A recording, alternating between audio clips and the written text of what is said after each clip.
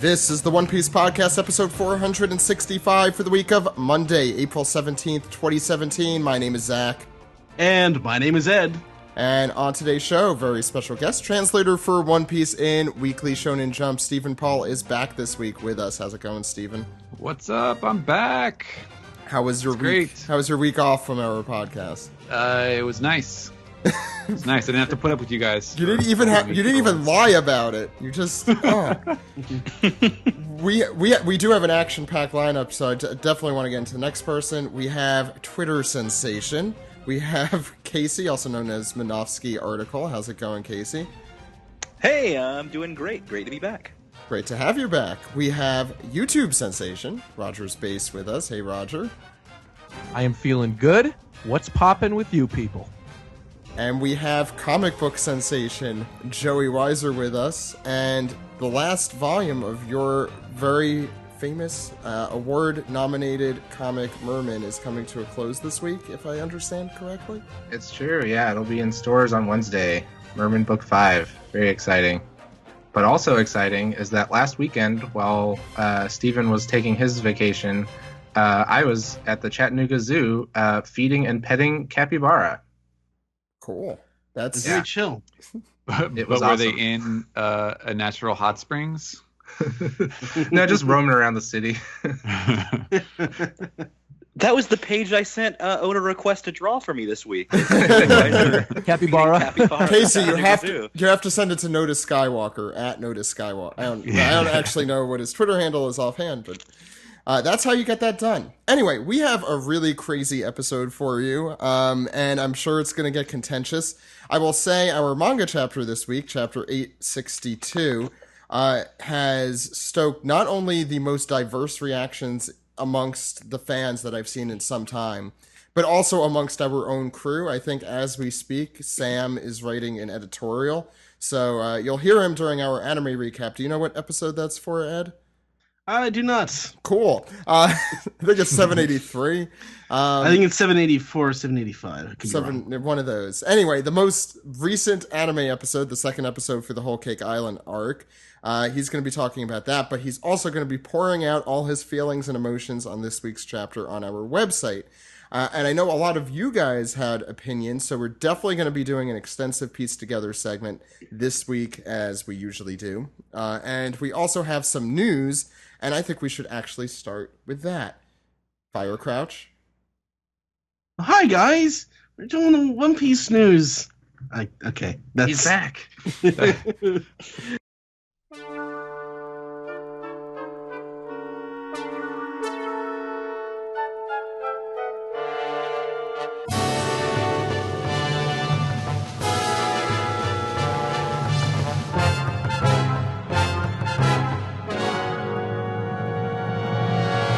This is the One Piece news, and we have 4 big pieces of news this week, some bigger than others, but starting out, we have the announcement.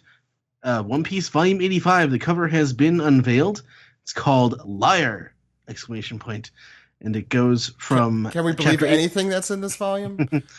Well, you can believe this. It goes from chapter 849 to chapter 858. So, yeah, very big. I like the focus on Reiju on the cover. Although the pink and pale green doesn't, it kind of doesn't match. So, I don't know. I like it.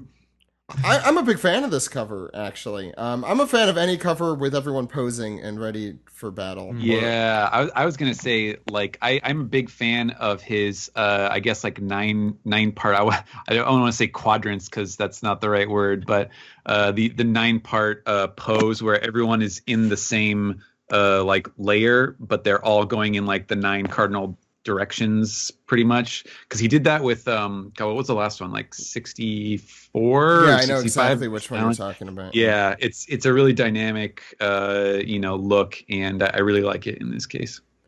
Yeah, I have nothing to complain about in this. I love all the characters that are featured in it, which are... I love Brook's soul form. His soul form is amazing looking. Yeah, just from that chapter was it 848, I think it was? The one that That's Roger from the Big Mom fight, right?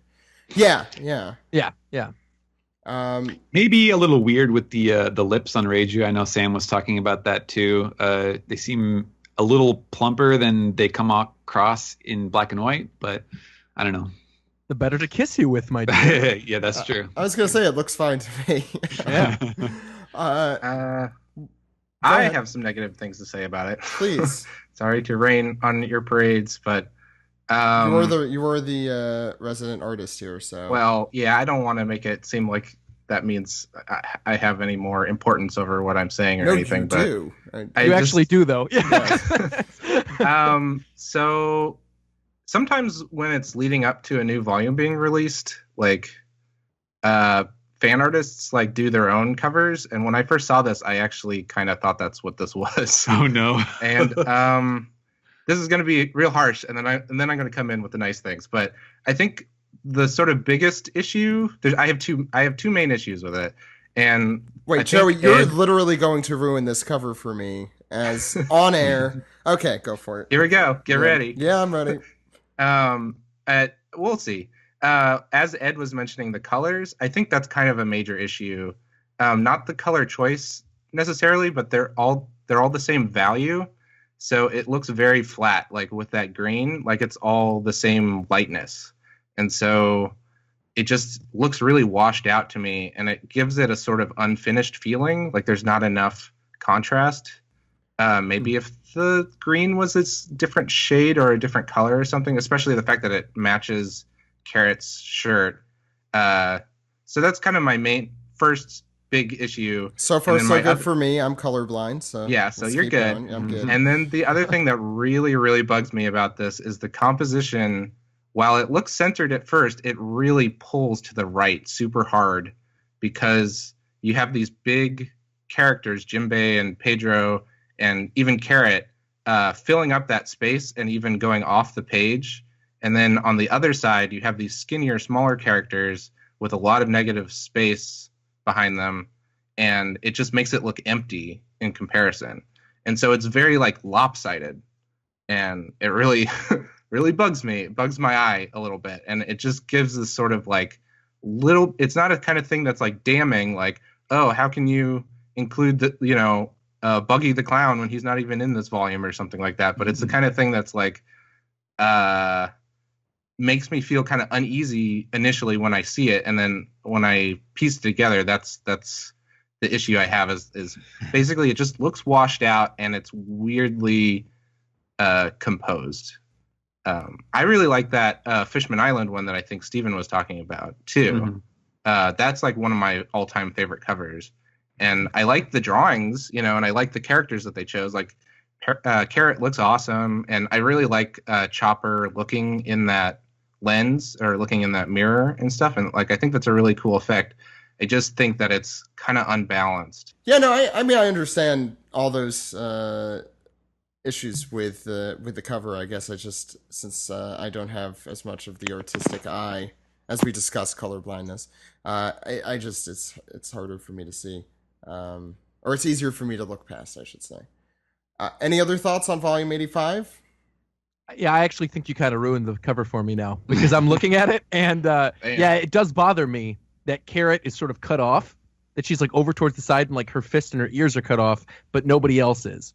And that does actually really bother me now that I'm looking at it, and it did not bother me before. Do you think it's also just the way that it was scanned for the website even? Or you think that's just how it's centered? I don't know. I mean, we'll see. I feel like that's a really easy thing to fix. I should put it that way. You could just move the images slightly to the left, right?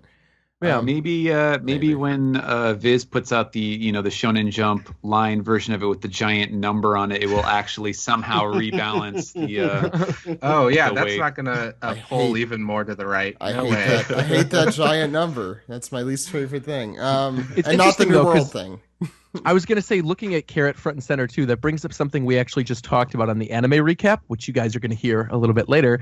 But, man, they have been highlighting Carrot like crazy recently in both the manga and in the anime. So it makes me wonder, like, what her future is in the series, because they really have been giving her a lot of good material, and they're putting her front and center on this volume cover, too. Good transition. And of course, No, go ahead. No, I was just gonna say. I mean, she's involved with the story, but I feel like so many of the characters have had much bigger impacts on the story than Carrot has during this arc. But yeah, they keep just putting her in everything. And again, I'm fine with it. I love Carrot as a character, so that's fine. But it really makes me wonder where Oda's gonna take that character. Roger, though, if you had some sort of like, let's say, popularity poll, where would you rank her, though? Maybe I'd put her around like 15 to 20. I think that's where she's going to probably end up on what I'm assuming you're going to talk about next. Yes, Ed, what are we talking about next? It's the announcement, or it's more of a tease of the One Piece popularity poll in Japanese, John. This would be the 6th poll.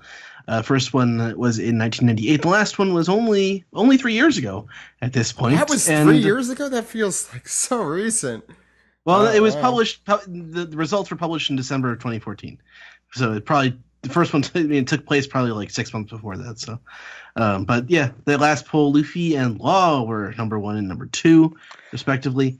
So maybe the people of Japan will come to their senses. Yeah, that's my only real big question. Have we had enough narrative distance from Law for him to still not be in the top 2? Well, it took a while for Vivi to go down in that ranking. I think he'll be lower, but I think he'll still be in the top 10 pretty easily. But there are certain other characters, like I don't think there's any way we're going to see Bartolomeo in the top 10 of this one. And I also don't think that Zoro will. I don't think he's going to be number 2 either, because he's hardly been in the story.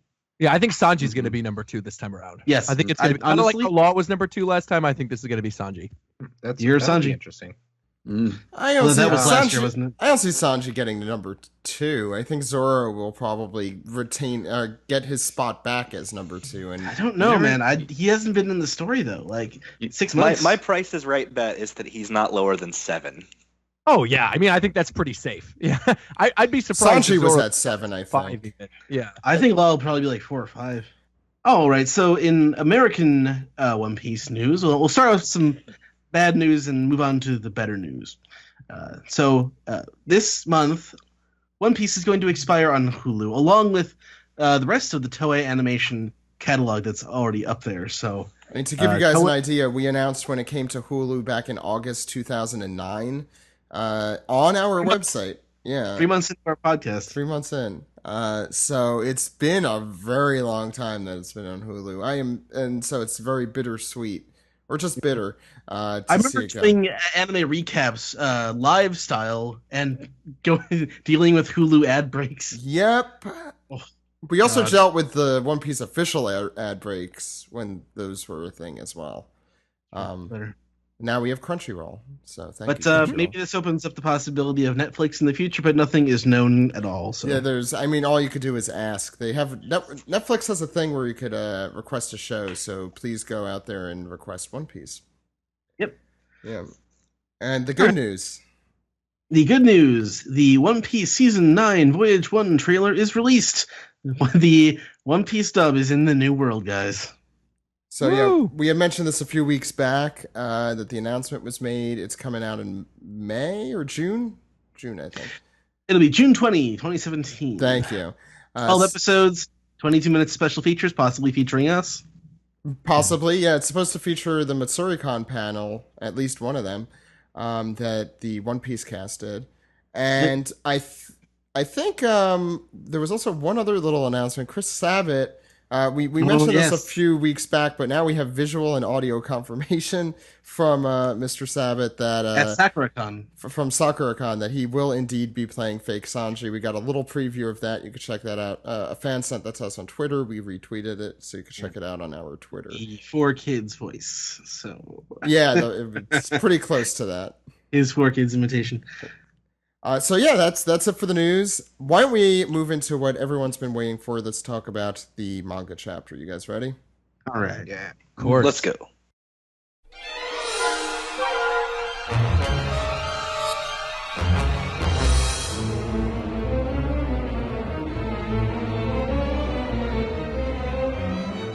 This is the manga recap for chapter 862, Cerebral. Let's use our brains to figure out what's happening on the front page. Ed? I can't see it, but I'm pointing to my brain. at the moment. I'll take Very your word cerebral. for it. Yeah. Okay. Let's see. Request this week is Young Bucky and Shanks playing cards. But that's like the third or fourth most important thing on this page, because Roger and Rayleigh are in the back, and the person who requested it is called Interdimensional Pork Ribs. What? Yeah. From Mie Prefecture. My new favorite name, definitely. It sounds like a Rick and Morty character. Delicious. Yeah, that's Mhm. fantastic. And clearly, Are they playing that game from Summer Wars? I forget the name of Hanafuda? it. Is that Yes. what it's Yeah, called? it looks Yeah. like Hanafuda. Yeah. They're not trump cards. They're Hanafuda. They Which would not play trump cards. That's not. I don't know. I mean, yeah, Otis had enough references to card Exactly. suits and everything, Yeah. but I'm not sure. Like, I honestly don't know anything about Hanafuda, so there's probably some kind of like roadmap to the rest of the series hidden in the subtle meanings behind these cards. Undoubtedly. I have no idea. Yeah. Yeah. I mean, Roger But, knew cool where boy. the One Piece was, so. as I was saying, this is like the fourth most important thing on this cover, because it's also confirmed Crocodile was a member of the Roger Pirates. That's right. His shameful secret at last. That's the Banana Gator as a young child. Who's actually on Roger's crew? I love it. Man, No, but I think was it Joey who we found out that this is actually Bronze Al, the alligator. Yes, I tweeted that. Yeah, and there was a Confirmed. Spanish website that retweeted it thinking it was real, and then I had to tweet them in Spanish, which Google Translator, thank you. That was indeed a Zach, joke. how do you say Oh, fake cool. news in Spanish? Yeah, I'm spreading fake news. Nice. Also, Buggy, Killer Six Pack as a young man. Indeed. Mm. Yeah, You mentioned the that's- fake news thing. I thought it was very fitting considering the fact they're throwing trump cards around. So Well, Trump the- cards, if- indeed. if they were. Do you have a Band-Aid? Because he's chopped. It's pretty weird to see Roger so kind of casually thrown in there. It is. I agree. It took me off guard. Rayleigh and Roger in the back. Any other thoughts? Yeah, on this. I was really hoping that before I realized those were Hanafuda cards, I was hoping they were pirate info cards. But I have moved on from that feeling. You got the Whitebeard card. Oh, I wanted that one. Yu-Gi-Oh cards. Yeah, they can load up the DragonBallZ.com, check out their Z cards. Oh, Jesus Christ. Just can't get over DragonBallZ.com, the best website on the internet. Any other thoughts? White eyes, blue monkey D dragon. No. It's just nice to see Buggy again. Yeah. All right. And Shanks Moving with on. 2 arms and no scar over his face. That's right. that's right. He was such a just normal looking guy before all that. But he did have a sword. Interesting. He's kind of got the Luffy face that Oda draws. Anyway. A subtle kind of one. Ed, we should get into this chapter. There's a Yeah. lot to talk about. Let's get it. Let's get into it. Smack Luffy in the face. Wake up! But Jinbei is very angry. He's like, "Are you going to abandon Sanji? How can hey guys? How can we wake him up? Well, he was running around the forest until not long ago, so the only thing that'll wake him up is food." That's so Nami, they're- right? Talking? Yeah, Mhm. and Chopper's like asking around, "Do you have any meat? There's no time to waste." And the pirate, The gangster Sure, guy. It's just yeah, some gangster gangsters. guys. he's like, "Oh, you want breakfast now?" And he sort of interrupted. The ceremony's already started, Luffy, and he's asleep. Like, I can still eat more. And the Wake up! and the bubble goes through his head. I Yeah. love that. Yeah. That's So cool. It's some good drawing right there. That's a great gag. Yeah. But back at the wedding site, the couple is descending on a teacup on what was the cloud's name again? Jupiter? What? Zeus? Jupiter? Jupiter.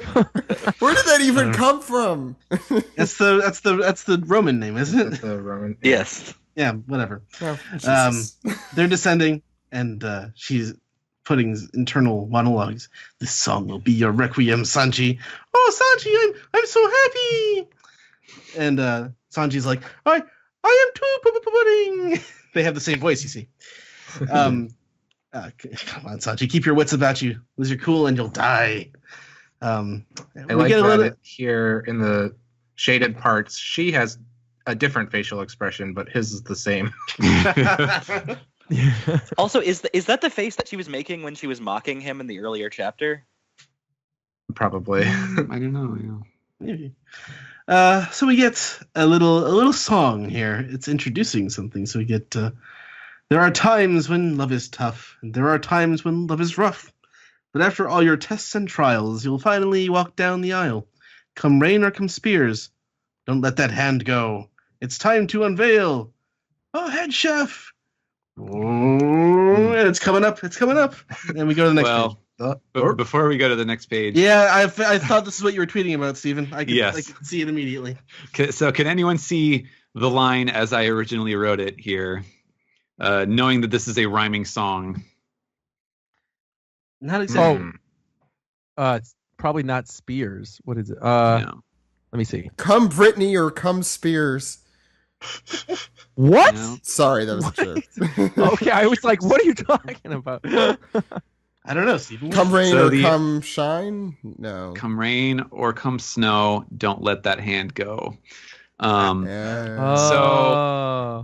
yeah, this I know we're gonna have a lot of stuff to talk about with this chapter, but I do want to take a brief diversion here to talk about like the relationship of translators and editors, because this is an interesting case to use as an example, because anytime you read a professionally translated and published work of manga, it's not just one person who did it and put it on the page, and what you see is what they wrote. Everything gets read over by not just a copy editor, but the actual the person who is presumably doing a side by side and looking at the original Japanese. Not all manga editors have full fluency. Not all of them are at translator level themselves, but a lot of them are.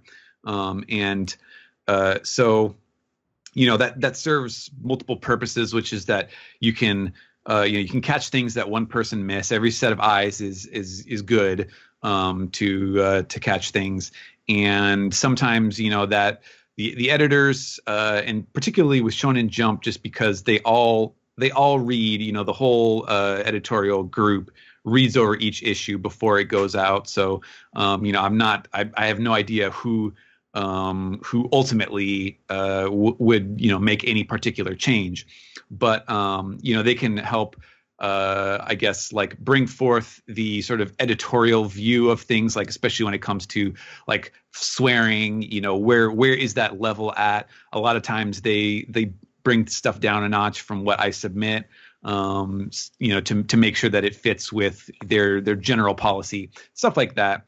And there's good and there's bad. Sometimes they catch things that I miss. That's I will absolutely admit that there's probably more times that they have saved me from submitting mistakes that I should have caught than there are times when they change things that I preferred the original way that I had it. But this one was like, I was furious when I saw this because the thing here is it is if the rain falls or if spears fall, etc. ... That is the idiom in Japanese, and it's like it just means come rain or come snow. In other words, like no matter what trials and tribulations you receive, you will whatever the rest of the sentence is, and that's something that obviously does not. Like that's not a thing in English. Like you wouldn't say, if someone said, "Oh, well, if the rain or whether there's spears coming down out of the sky," you'd be like, "What the hell are you talking about?" And so in this case, I used rain or snow, and I wrote the rhyme to work off of that. And then it gets changed back to something that to match the literal Japanese, which that's fine. There are cases where that's a reasonable thing. Sometimes I try to adapt stuff to make it a little easier to swallow in English. And sometimes, the editor might say, well, I don't think that's really necessary. But in this case, it's a weird one. And not only that, it breaks the rhyme. And I just felt like, what the hell? So, I'll probably bug when we go to graphic novel, I'll probably bring this up again, just to state my case. But sometimes there are things where you're just like, that's kind of like 101, like editing 101. You should realize what the translator is doing there. So if you did not like that line, please complain to Steven. His Twitter handle is Translatosaurus. Yeah.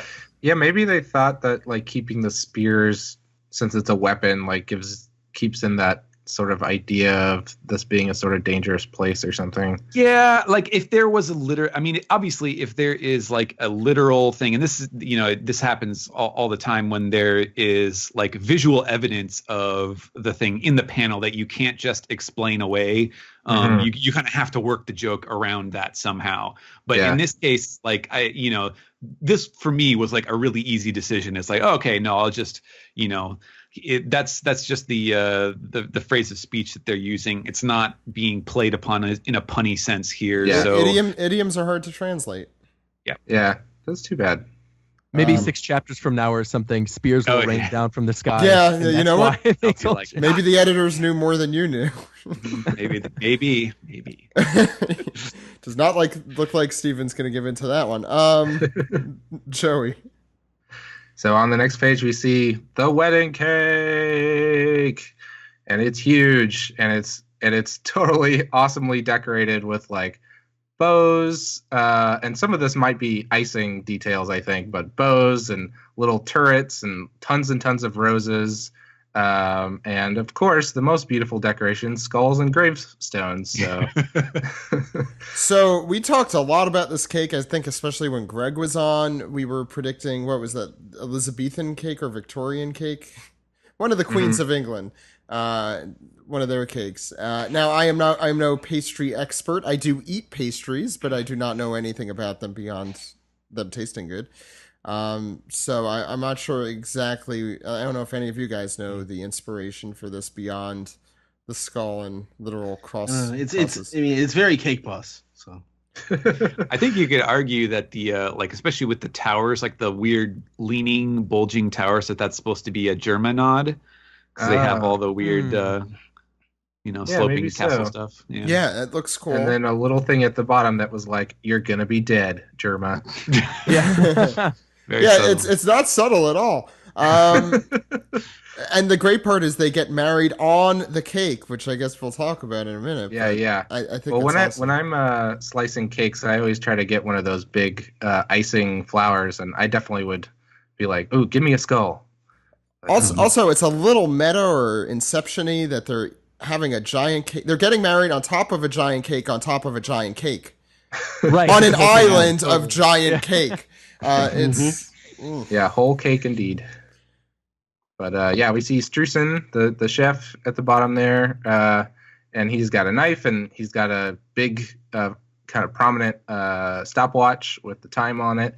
And then in the next panel, the people looking on are cheering. They're complimenting the decorations and that it's so huge and impressive. But Big Mom, with hearts in her eyes, just it has one thing on her mind, and she says, "It looks delish." Heart. And so we get some of the guests. Morgan's is saying, "What a fantastic wedding cake." No. You got to say it like Abelardo. You can't just get away with saying, "What a fantastic cake." You got to go, "What a fantastic wedding cake, Big Bird." There you go. Roger is right. That's how you have to say that. Exactly. Well, I'm glad that he took care of that for me. And then in the next panel, we've got Big Mom, hearts still in her eyes, and she's drooling and looks totally nuts. And she's complimenting the chef on his handiwork. And he's given a little Wayne's World. I'm not worthy. And she cannot wait to eat it. And even Sanji and Pudding are impressed. And she points out what Zach was talking about, that the altar is actually on the top of the cake. So we'll have the literal representation of those little figurines of the husband and wife on the cake. As they float near it, she says, "Oh, Sanji," and thinks, "Just die already." Come on, none of us have thought that about people. Her Joey, mouth you may skipped say over the- Osanji, but her eyes say just die already. Skipped over the best line. He's like, that cake's not as sweet as you. Oh, yes. Sorry. And that with that face that's not creepy at all. Not as beautiful as you. To be fair, if a guy had that face and said that line, I think most women would think just die already. Steven. So in the next page, we have Stussy and Dufeld. And Stussy is just enraptured with the beautiful image. She's taken back to a younger age. Oh, she looks just like I did. And how many decades ago was that? So she exclaims that she didn't know he had a death wish, and then just like, I don't know. I wrote the sound effect as shank, but we can't actually really see what she's doing to him. I was wondering about that. She gives him some punishment, and Big Mom is just sitting back with delight that nobody realizes what's about to unfold. It's very nearly time for the slaughter show, and we see some menacing panels of weapons hidden under robes and things. She continues, "Sorry, Vince Smokes, but you've got to go." And then we get this panel of the Vince Smokes being seated by a waiter that clearly came out of a New Yorker cartoon. My new favorite character. I'm glad you pointed him out. Yeah. Al Hirschfeld. Here are your seats. Do enjoy the ceremony. So they're all commenting here. Yonji is jealous of Sanji snagging the hot babe. He thinks pudding is marriage material, but meanwhile, kind of, I guess this is maybe under their breath because they all have the thought bubbles going. Niji is like, Big Mom's daughter. Yeah, you idiot. And Gigi says, don't forget, he's a sacrifice. Once he's married, he's just going to spend his entire life under Big Mom's thumb. And of course, the plan is that that's not going to last for very long. Reiju, meanwhile, however, is taking stock of the party grounds. She's looking around at the other tables. She sees that they're surrounded by the Charlotte siblings, and we can see Daifuku and Oven. I think that was the two brothers that we were briefly introduced to. They're kind of sitting ducks in the middle of this. They're a very convenient spot to be attacked, but she's kind of just resigned to it. She's like, that's fine. You know, Germa deserves to die, essentially. Sanji's the only one who deserves to live. You need to flee this place, Sanji. Can I really trust that you have a plan, Luffy? And we get this big shot of everyone staring up from their banquet tables up at the altar on the cake. Yeah, I really like that panel. There are a couple Miyazaki characters to the left there. Roger, the event we have been waiting for this entire arc is now about to happen. Take it That's away. right. So Sanji and Pudding are finally about to be married, and we have this priest who looks like a mix of Mr. Dink from Doug and the Piantas from Super Mario Sunshine. And so I'm gonna talk as if he was Mr. Dink or the Piantas from Super Mario Sunshine. So the priest goes, "Do you take this woman to be your lawfully wedded wife, to have and to hold in sickness and in health, for richer or for poorer?" And you see Sanji and Pudding fake lovingly looking at each other in the eyes as Luffy runs over the wedding and says, "Hurry up, guys, we're almost out of time." And they basically chide him for saying, "It's your fault for not waking up, Luffy." And you see the whole group on the back of Diesel as he's chugging along to get to the ceremony. And we get back to the Pianta priest who says, "To love and to cherish until death do you part." I need Roger wedding to people look officiate my wedding, clearly. And then suddenly everybody's favorite character, Mr. Anime, has a flash. And he looks into the future. "That's so Katakuri." And he sees Pudding falling to the ground. And he goes, "What's happening, Pudding? Why are you falling to the ground?" And he's trying to figure out exactly what's going on. He can't really see, even though he could see into the future. He doesn't really understand what's going on. And we see the priest say, "Then you may lift the veil and kiss the bride." And right as he's about to do that, Smoothie interjects. She says, "Is something the matter, brother?" And Capone is like, "Ah, shit. He saw the future. Damn you, Katakuri." And Sanji says, "All right, I'm going to lift it now. Okay." But Pudding looks up. She's about to exclaim what we've all been expecting her to exclaim for quite a while now, and she says, "Go on, Sanji. Get a good look at my hideous..." Wait, before we go to the next page. There's just a lot of really cool characters and background stuff happening, especially at the top. I don't know if you guys wanted to talk about those at all. One thing I wanted to mention is I was kind of shocked that the priest didn't get an Oda box.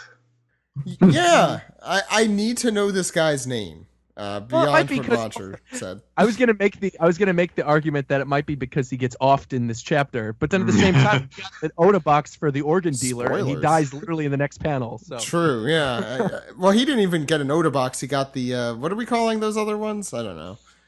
The Supernova print. Yeah. Sure. So we also get, like, at the top of the second page, just some, like, very odd characters and some familiar characters. There's, like, a squid hair guy on top of a sheep.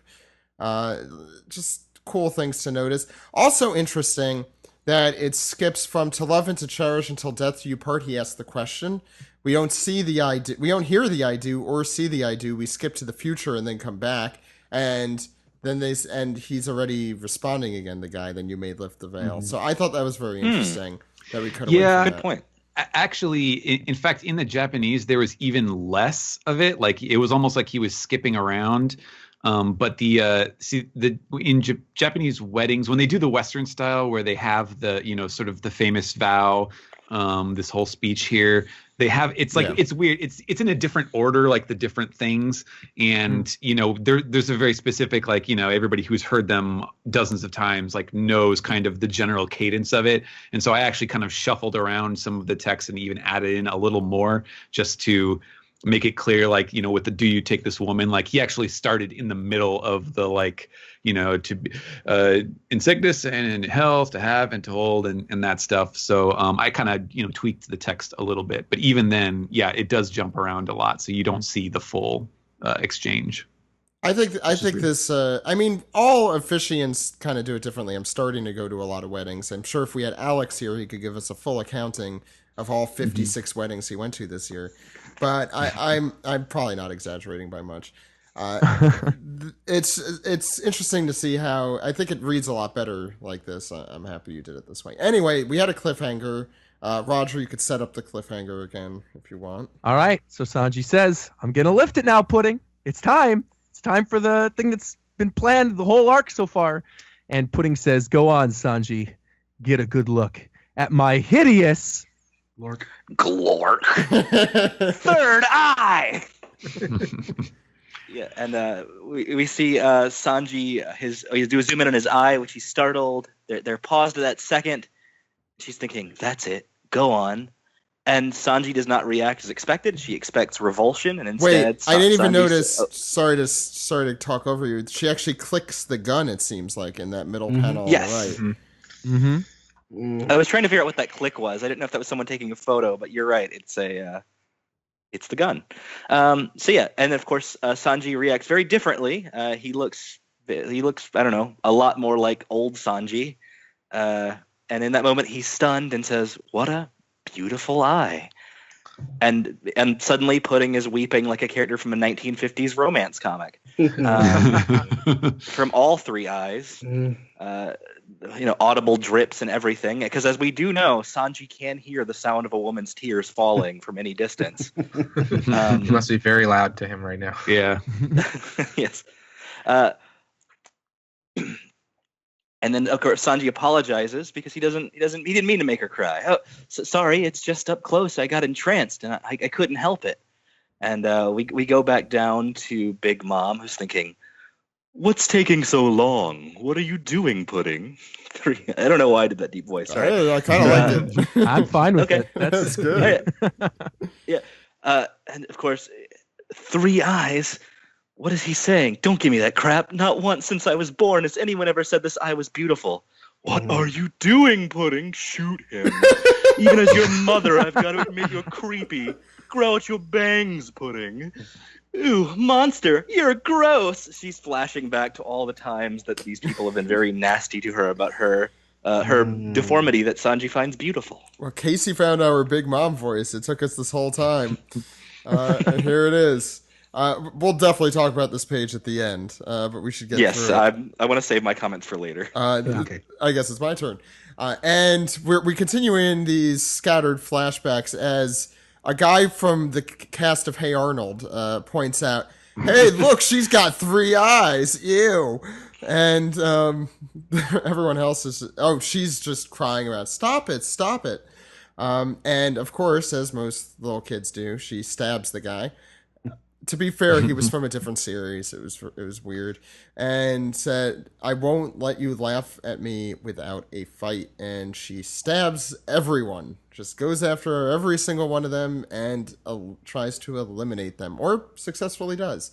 I imagine it's not too hard to stab a bunch of kids, apparently. I mean, just ask Caesar Clown. I mean, he's probably... There's a lot of that in One Piece, is what I'm trying to say. We happen to have Caesar Clown here with us this week, too. Oh, so yes. you should ask Caesar We Clown. do. Caesar, how hard is it to capture and experiment on children? It's very, very simple. Like candy from a baby. Anyway, Sanji is shocked, and she, I think out loud, yells, damn it, I'm going to kill you, while thinking I am a hideous 3-eyed monster. And we shoot to the next side of the page. This is present time still. Montour is thinking, what about the plan, Pudding? And also seemingly disturbed is the officiant, who seems... exclamation marked. I don't know another adjective to use here. And Sanji is like, Pudding, what's wrong? And then the baseball catcher hand signal comes from Big Mom, who indicates to the preacher, time to take it down. Time to take him down. And... Oh, I thought she was slicing her neck. Yes. Yeah. She's making the sound. Yeah, okay. She is the Undertaker. I thought she was like giving a thumbs down, like Give him the tombstone. yeah, that works a lot better. She's doing the got your nose. I got your nose, now kill him.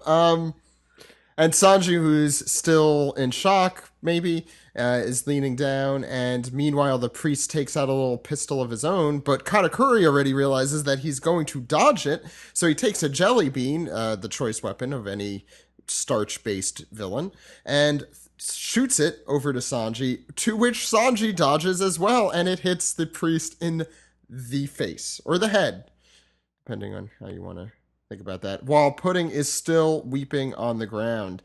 Really crazy cool panels here. I like this action a lot. I was actually confused about this. Was his point that like he would obviously dodge the priest's shot? Yes. So he wanted to shoot the priest? No, Or he wanted to like, shoot no. Sanji. Yeah, okay. That's And what I thought. Sanji dodged it. Yeah. But That makes Sanji sense. was so damn amazing, Oh, he dodged. I thought he was aiming at where his future vision told him Sanji would be. Yeah. Yeah, that's He right, did. right. Okay. He's Sanji's like, just okay, that fast. Right. The priest, Sorry. he's going to dodge the priest's shot, so I have to shoot it before that, and then Sanji dodges even before his shot. Right. It's confusing. Anyway, Steven, please. And on the next page, the first panel, we get the aftermath of this, and there's some cool little details. I like you see both the smoke from the priest's gun going off, and then also from, I guess, where Sanji dodged, or maybe where he hit the priest or something, and his head is shooting back with blood spurting out. That was from where the jelly bean broke the sound barrier. Maybe so. Could be Well that done. too. Yeah. Yeah, and so Katakuri realizes that Sanji dodged his jelly bean, and Sanji stares back down at where the jelly bean came from, and wherever the group is, Nami tells Luffy that was the signal. She hears the gunshot, and that was their cue. And so wherever it is that they're running, Luffy says, "Okay, we'll make it in time."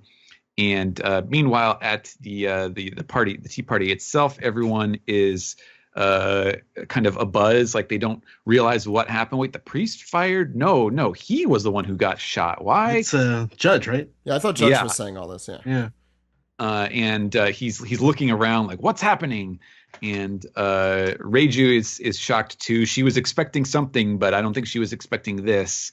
And on the other page, Katakuri kind of leaps up in front of Big Mom because he realizes that I guess the situation is quite in flux. She wants to know what happened with Pudding, but he says it's too unpredictable. I can't control the situation as it is. And does he is he using a scythe? That's what it kind of looks like. I don't think we're able to see what's on the end there, can we? Yeah. No. Because I saw some people talking that it kind of looked like smoke, what's directly above his head, where it kind of looks like what would be the end tip of a blade. But he's got this long stick that he's holding. Yeah, I just assumed if you look off. Yeah. I can see that. Yeah, you might be right. Yeah, no, I like the idea that he has a scythe. That's very cool. It fits his Mr. Anime persona. Mr. Anime 2, Katakuri. Yeah, that's right. At the moment, he's a little too cool for One Piece, but we'll see. Something's going to happen. Big Mom in the background, that face is amazing. Please, Stephen, continue. Yes. And then we get some little goons here all wondering, like, what's going on? Sanji isn't getting shot. And this guy with the reindeer Kigu is like, is the plan still happening? And where the Straw Hat gang is going, Brule is just kind of helplessly, like, I'm assuming nobody can actually hear her, but she's just wailing for her own sake. Like, I'm sorry, Mama. I had no choice but to obey them. Whatever it is they're about to do. Whatever it is, Katakuri thinks there's no way to stop it. Luffy says, here we go. We're taking back Sanji. And something is happening with the cake. It seems to be rumbling. And to Big Mom's shock, ... Bird bomb! Luffy, many Luffys exploding out of the cake. The cake goes everywhere. The guests are shocked. There's like a Mario-looking pirate and a guy with flower hair and a weird double fedora. But Big Mom was like, "What?" And that's the end of the chapter. I was so hoping you do Kyle's mom from South Park kind of again. What? I know you've done that joke, but that's how I was reading this chapter, was in her voice. Yeah. So how did they get the mirror in the cake? Well, we could discuss that and many other things, I assume, in our discussion part of our manga recap. So I think before we even get into our thoughts on the chapter as a whole, maybe we should get into our thoughts as to, I guess there are two big turns in this chapter. And the first is probably the most glaring, and that's the pudding stuff. I just want a quick poll from everyone here. If you had to rank it, I guess 1 to 10, 10 being the best, how do you feel, or 10 being you really like it, how do you feel about this turn in Pudding's personality? I'll start with Roger, since I'm sure you have a number prepared for me already. I'm going to say like 8 or 9. I'm going to say 8 or 9. So big supporter. Because, yeah, very much so. Because if you remember, going all the way back to the chapter where she said goodbye and we had the conversation, it was Pudding good, it's Pudding bad.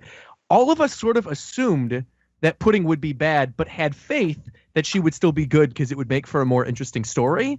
And then now we've sort of been led down this path where we thought there's no redeeming her. She's just horrible. You know, she'll probably end up fighting Nami or something at this wedding. Something bad's going to happen to Pudding. She might even be like the main antagonist of the arc.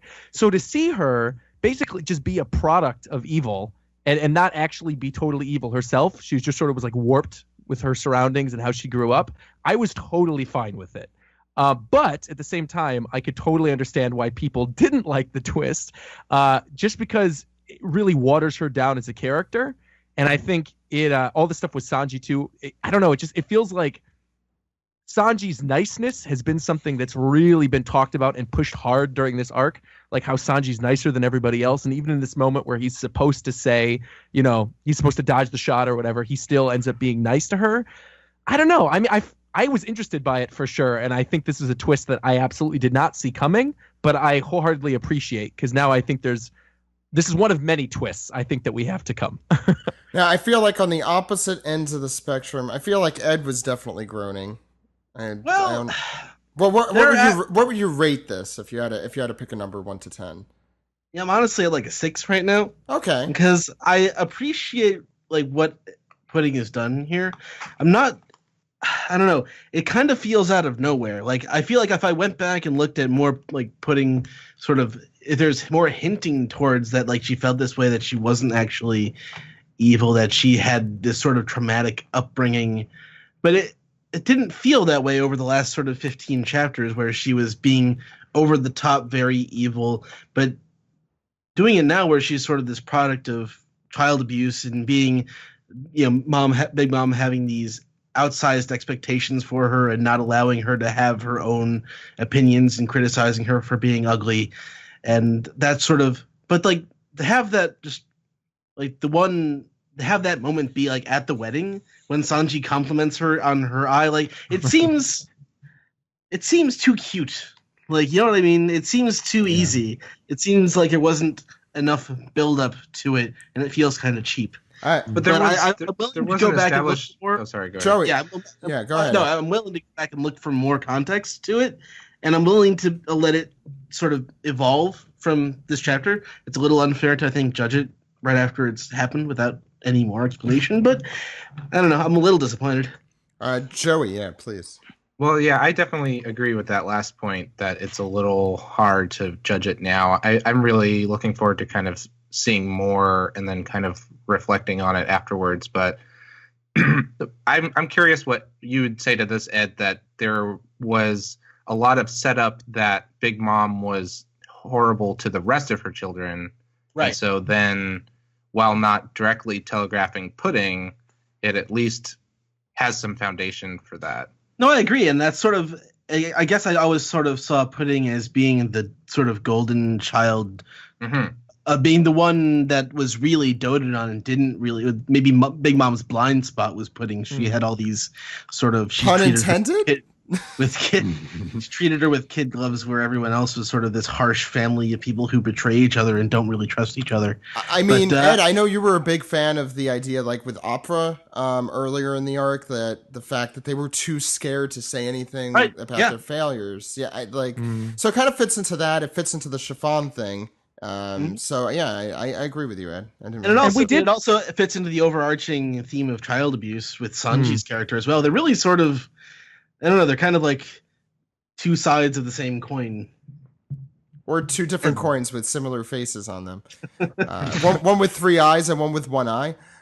Casey. Actually, wait, Joey, I want a number. You never gave me a number. I don't have a number. Give me a number. I'm pretty positive on it. Like, I guess a 7 or so. Okay. I definitely understand. Like, I think I understand why people don't like it. But I will say this, as far as from Sanji's perspective, I 100% like it. I like what Sanji's doing. I like the fact that he is like unabashedly just kind of like, what a beautiful eye, and that seems genuine. I don't know. He gives a face that he looks like horrified first. I feel like he's acting. I think that's a misdirect. I think that's just a kind of like a surprise. Right. I don't know. Okay, Casey. Yeah, please. Yeah, I feel like I'm going to be the most negative one here. So yeah, you don't know if that you want yet. a number, I'd probably put it around like a 4. It's on the lower end for me. One of the reasons is this has become a repeated pattern with Oda's female villains, where they all are suddenly very redeemable, and it's typically for a man recognizing their beauty or. This is what happened with Boa Hancock, which made her a much weaker character that we really haven't seen since. This is what happened with Violet, with Sanji himself, and this is now what's happening with Pudding. I did have a question, because we didn't really get into why this chapter is called Cerebral. Yeah. I'm almost wondering if this is a fake from Sanji or if it's really sincere or not, because it is definitely a way out of this situation. Yeah, it's tricky. Oda is kind of doing a bit of a pattern with his chapter titles, and I think in this case it was hard to tell. But I think it just kind of comes down to all of the interior monologues that are happening in this chapter. That there's a lot of I guess cerebral dialogue. Maybe I don't know. Okay. Yeah. So I could be reading too much into that then. That's fine. But yeah, no, it's it's difficult to tell if Sanji's being sincere or not. I mean, he's definitely Sanji, and this is the kind of thing he would do. But at the same time, this is also the woman that shot his sister and threatened to kill him, and his memory of that hasn't been deleted because she wouldn't even know that he knew it. Mm-hmm. So and also, how does her power fit into this situation here? So actually, I was just going to bring that up. It's become very clear to me, I don't know if you guys are feeling the same way now, that Pudding is going to be the memory wipe of this wedding. That I think this moment where Sanji says, "Oh, you have a beautiful eye," and she sort of has this breakdown, I think something's going to happen now that at the end of this wedding, and I might be wrong, and I don't want to sound like I know this for sure, but it seems very obvious to me that whatever happens after this wedding, Pudding is going to basically wipe the memory in favor of whatever the Straw Hats do. That's how I'm reading into this, and that's why I think this had to happen, because I think that memory wipe ability is going to basically be used to sort of negate all the terrible things they're about to do, which I would not be okay with, but I think it will probably happen. All right, so I'm going to say I don't want that to happen. And part of my problem with this is I didn't want, I appreciate that they've given Pudding this backstory. I don't necessarily like that this revelation has brought her to tears and destroyed her inside so much. I understand that we're saying this, that Sanji and she share a child abuse angle, but at the same time, bad things can happen to people and they can still be irredeemable people. So I don't like that this is suddenly another reverse turn where maybe she's not so bad after all. Like I said, this keeps happening with the female villains Oda throws out. And, to bring up a concern I know Sam has and has voiced repeatedly, now that we've seen this, I don't want Big Mom to be redeemed in any way. Yes. We've talked about it before about maybe she's secretly not so bad. No, I just want her to be bad. One of these characters has to be all bad. She's mistreated everyone in her family, her husbands, her children. She killed her son. She's driven by pure gluttony. There's nothing great about her here. So I agree with Sam that I do not want, knowing this, for them both to be redemptive. And really, I don't even want Pudding to be redemptive beyond this moment. I still kind of want her to be villainous in the end of this. I agree. And I would say she kind of is, because she's still yelling at herself, maybe out loud, "Damn it, I'm going to kill you." So, I mean, anyway, Steven. Yes, Casey, you can finish up. I was just going to say, my feelings on this are going to depend entirely on how Oda proceeds from here, but I hope it doesn't fall into the old pattern of her just, now she's head over heels for Sanji, and that is her character. I don't want that to happen. Steven, how would you, I know it's probably hard in your position, but how would you rate it? Yeah, actually, I'm glad you guys went first, because I have a lot to say, and you guys did cover a lot of it. I would say I'm at about a 5. But that rose to that point after a lot of reflection. A lot of this too has to do with the execution of the chapter itself, which is to say that I really did not like the way that Oda did this chapter. I was looking forward to we've been talking about in the lead up to this, not just that okay, Oda's really he's got the steamroller going, we're just moving through the pacing here, and he's just rushing to get to the good stuff. And for me, it seemed like he had built up not just the wedding as a whole, but this specific moment, all of the different plans going on, and the timing of what the signal will be, and this, that, and the other thing. And I honestly felt like this chapter, and this is crazy to say this, but I felt like the material in this chapter I would have enjoyed more if it was stretched over 2 chapters, because I wanted to see him really draw out the tension and, maybe just have all of the principal players. We got some of it, but I don't think everybody was kind of represented in terms of like, okay, here's my position on this scene. Like, here's what I need to do. Here's what I'm waiting for. And, to really draw that out and, maybe to have some relatively textless pages and stuff. And I feel like he just sort of breezed through it like it was, the stuff in the Seducing Woods or something, like it was just any other chapter. And the scene with Pudding kind of was like the epitome of that for me, where, like here's the big dramatic moment, and Sanji has his like kind of automatic, like I don't even think he was thinking, this is clearly like Sanji in the moment, like this is just pure Sanji, like his totally honest reaction was like, oh, it's beautiful. And to have that like just immediately turn into a waterworks situation felt like just so abrupt and like just kind of emotionally, like it didn't feel like the calculus was there. It didn't seem to make sense to me. And in retrospect, I'm better with it now, because I feel like like has been mentioned, we don't know how this will evolve. And if it turns out to be, like the Boa Hancock switch, where after this point in the arc, like suddenly Pudding is just lovey-dovey for Sanji because he was the only man who ever, showed her that she had true worth, which is being beautiful. Wow. That would be really crappy. But I think you could definitely state that at this moment, like this was kind of like a visceral reaction for her as well, where like she doesn't even understand why she's reacting this way. And it may turn out to be this weird thing where like, she has this moment of weakness. It may not be, a sign of like a permanent, oh, wow, well, I actually am in love with Sanji now. It may be something more subtle than that. And I hope that it is.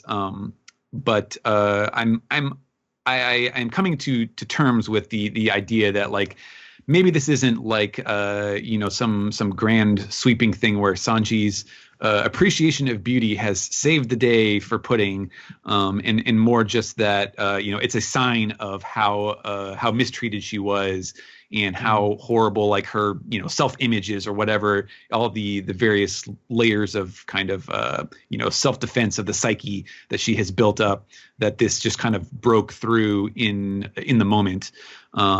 But it was, I felt conflicted about it. So I would say 5.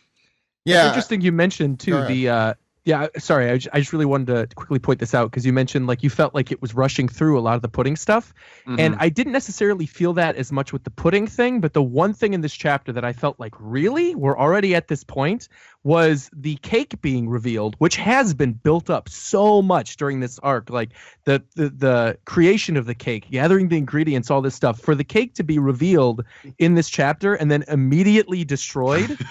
That to me felt like, that should have been over at least a couple chapters. We should have at least had a full chapter. Well, here's another thing that I feel similarly about, and it's even a shorter time span, is Katakuri's powers. Like, oh, I have all these powers 2 chapters ago. This chapter, I can't possibly stop this. Yeah. Like, what the hell, man? I liked you, but you're just lame Mr. Anime too. Yeah, there's a lot I want to say about this, and normally I, let you guys talk, and then I just go on to the next segment because you guys usually cover everything, and you definitely did. But I feel like this is just such a subjective kind of chapter. I know from reading a lot of comments about it that either it was the worst chapter they've ever read of One Piece, or it's the greatest twist that Oda has ever. There's definitely a lot of in between too, but there's just such divergent opinions, and I completely understand why. I just want to start with the stuff Steven was saying. Start with your number, Zach. Start with your number. Oh, my number? I think I'm gonna end with 5, which is just completely neutral. But no, it's because there are parts of it I really don't like, and there are parts of it I really actually do like. And not that I just feel neutral about it. So right now I'm going to end in the middle. I think that that number will either go higher or lower, as has been said, depending on You how don't say. things will go at the end. If we were playing Card Sharks, I don't know which I would pick, is what I'm saying. So I would start just by saying, yeah, I think this chapter just went way too quick. And I think for me, yeah, I agree with Roger with the cake, but the part was turning the page and seeing, do you take this woman to be your lawfully wedded wife? I'm like, where the hell did we get? How did we get there? There's a lot of stuff that happens before that, first off, in a wedding. So that was like, that really just threw me for a loop. I thought everything before that was fantastic in this chapter. But to talk about what the question I asked about, which is the reveal, I'm torn. My first kind of instinct was this again. It's what Casey said. It's the treatment of women, but at the same time, it wasn't. I mean, there are two kind of stereotypes that Oda throws with pudding, and you have to choose the lesser of two evils with her stereotype. There's the I'm just a conniving, woman who will kill you. The stabbing woman that was literally hung up and poured by Smoothie earlier, and the ones that stab all the people in Dressrosa. There's that thematic woman, the kind of evil one. And then there's the oh no, my emotions, which is also maybe I should have invited one woman on here in retrospect, but I'll make sure next week. But it's I don't know, it's both are not very pleasant to swallow, and I guess I'm okay with this for now. I think the reaction was a little sudden, and I am of the opinion, and it sounds like no one else here agrees with me, that Sanji planned this. I'm going to say from the beginning. There is no reason she deserves any sympathy from him. I know he's quote-unquote too kind and too nice, and I don't really believe that BS either, because he is also a complete sexual predator through most of Fishman Island and many other arcs. And also, I mean, have you seen what he did to Ivankov's? Anyway, there's a whole reason why Sanji is kind of an asshole. Yeah, and that would be kind of worse if he had planned this then, because then his plan was, I'm going to prey on her, fickle woman heart by telling her that she's beautiful. Oh, God, I hope that's not the case. Well, he would know about the eye already. Yes. Yeah. Mm. And the thing is, but she's a complete asshole up until this point, too. I mean, she was going to murder him. I feel like the one time you could kind of prey upon someone's weaknesses, or when they have a gun behind their back and they're going to shoot you in the face. And they shot your sister earlier, too. But one thing I wanted to point out while we're on the topic of pudding, too, is remember the chapter where she says goodbye and she was crying out of her two eyes? Like, and we all mentioned, like, oh, maybe if she did have a three eye, we would have seen like tears go down her forehead or something. That was one of the first things I thought when I read this chapter. I know that's such a minor detail, but I thought it was so bizarre that she was crying out of the third eye. And then that to me is sort of what gave me the signal, like, oh, she's genuine with these emotions. And it's not like a game she's playing. Because before, when we saw her cry, she only cried out of the two. And this time we saw her actually cry out of the third one. I don't doubt. In this case, though, you can do the Xena a wizard did it thing and just say that she erased the memory of the third eye leaking.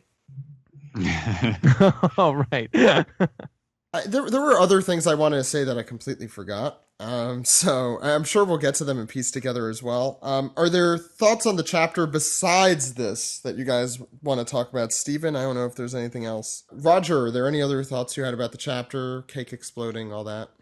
Yeah, beyond the cake and pudding, I think the thing that really interested me the most, and we touched on it a little bit, was Katakuri. Because, he's been built up with this amazing future power, and then he's got such great observation hockey. And we know already that, like, Sanji's best hockey is observation hockey. That was highlighted before. But to immediately see him dodge this shot from a guy who could see into the future, I'm unsure, like, how I like the idea that maybe Sanji's going to go up against Katakuri when an arc and a half ago, he got his shit kicked in by Doflamingo, like, very quickly. And so to see him go from immediately getting blasted by Doflamingo to now potentially fighting one of the commanders of an emperor's army, it seems like a huge jump. And unless he just like discovered in the moment, like future observation hockey or something, I really want more detail on that. And the thing that's interesting about that is that a few weeks ago, I think somebody had kind of come up with this interesting idea that the observation hockey might have been a sort of like form of mind reading or something, and you can kind of anticipate what people are doing. But here we get the confirmation that it's like for real, seeing into the future. Steven, do you have thoughts on the chapter beyond what we've Yeah. So I loved the ending moment. I mean, we were all like, okay, what's Luffy's plan? How is he going to do this? Probably going to be something with the cake, busting out of the cake. And yes, it was that. I did not see the Brulee's powers coming into effect again thing with all the many Luffys. That made me laugh when I saw it. A great thing there. However, again, this has to do with my the thing that I had with the pacing. That was also part of this, was that I felt like all of the again, if he was going to kind of draw out the tension of the wedding scenes, I felt like all of the panels where Luffy and the gang were running along through speed lines were totally unnecessary. Like, I would have been way happier if we just saw nothing, and then at the end of the chapter, Luffy just explodes. Millions of Luffys explode out of the cake. Agreed. Because that would have been way more abrupt and way more hilarious. I don't think we needed to see like oh my god, we're hurrying. Oh wow, here we go. We got to run some more. That's what the anime's for, guys. Yeah, that's right. I feel like that's just setting up. Also, like, kind of give me the issue of being like, where are they exactly? Yeah. They're in the mirror world. Yeah, obviously they are in the mirror world, but it was like that. You don't really need that, like that knowledge, like, I don't know. It was just that was very frustrating to me, and that added with the other issues with pacing that I had trouble with, but. At least I did feel like I feel like it ended solidly, and although we didn't touch on it, I really love the second to last, or not the second to last panel, but the second panel of the last spread, where it's all of the Luffy's jumping out, but it's like at a distance, so it looks even more absurd that there's just all these tiny little stick figures exploding out of the cake. And the one in the bottom is pretty. I mean, I think it looks like Carrot, with the one that's directly under the main Luffy, under his knee, with the goofy face. Yeah, totally. Yeah. I was going to ask you guys about this. I kind of spent a long time trying to figure out who was who. Oh, is that what it's? Yeah, I guess that is how that would work. Because you can see Jinbei's probably the one with the sharp teeth. Yeah. Oh yeah, jeez, why did I never put two and two together? To the most on the right, like, might be Pedro. I was thinking it might be Caesar. I'm not sure. I think the one on the bottom, at the bottom middle right, is Chopper stuffing his face. Maybe the sweets. I was trying to. I was debating between that and the one who's got the other one next to Luffy's knee that has his arms up in the air and is making that's kind of a Chopper face. Yeah. I completely missed this when I read it the first time. Me too. Carrot's on the other side. Are those supposed to be the other Straw Hats? Yeah, because that's how her power works. I didn't even think of that. I thought her power was like they use animals or something. Well, right? here the animals. They're minks, I guess. Yeah. Well, here the animals are the people. She just needs something to. I actually had just, for the Whole Cake Island episode we did, just was reading through those chapters with Brulee and the Seducing Woods, which the one thing you could say, this definitely makes the Seducing Woods stuff pay off a lot more. For sure. Yeah. So for those who proponents of it, kudos. But I'm pretty sure the one at the top is Frankie because of the bent arms. Okay, well, Frankie's not in this arc. Yeah. Oh, I'm sorry, you're right. Sorry, I thought you were kidding. Now I feel like an asshole. It's been a while. No, sorry about that, Casey. So yeah, these are probably just the crew, but the real Luffy is, I'm guessing, the one in the middle eating, right? Yeah. Probably. Actually, I was wrong. I think Nami is the one under Luffy's knee. Okay, so then that would be Carrot eating. No, I think Carrot's on the left. You think Nami's? Wait, you think Nami's the one underneath Luffy's knee, like with the weird No. other Shonen Jump character looking face? Yeah, what is Scared. that face? It's just Yeah, I scared, was thinking that was Carrot.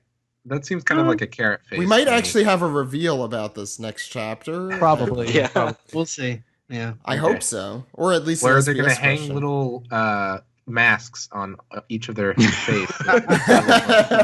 They go through the rest of the arc, they're all Luffy. It's Nami Luffy and Carrot Luffy and Chopper Luffy. Oh, I'm excited for this the rest of this arc. Joey or Casey, any thoughts? Yeah, I agree that the panel spent with the Straw Hats running would have been better spent drawing out the tension of the wedding. In general, my feelings in this chapter are going to be very dependent on what follows. That's really all I have to say about this one. I'm not as into this chapter as I have been with some of the previous ones, but it is important. I do agree it should have been perhaps spread out a bit more.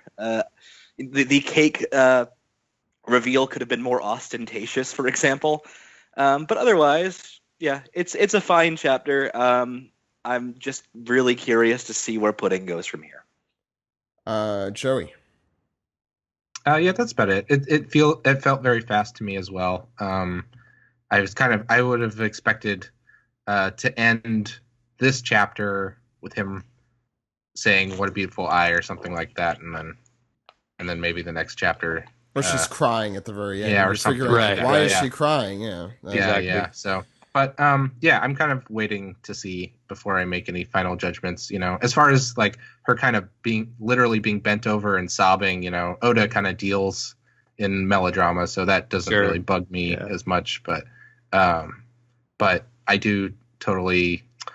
Yeah, depending on how it all shakes out, I could be cool with it, or I could be mad about it. It's not as immediately enraging as Frankie and Senior Pink with Oh, Jesus Christ. Mrs. Vacusuck or whatever, but Totally her name, yes. Queen. Her name is Queen. Queen Auric of Vacusuck. She is Queen Auric, and her kingdom or queendom is Vacusuck.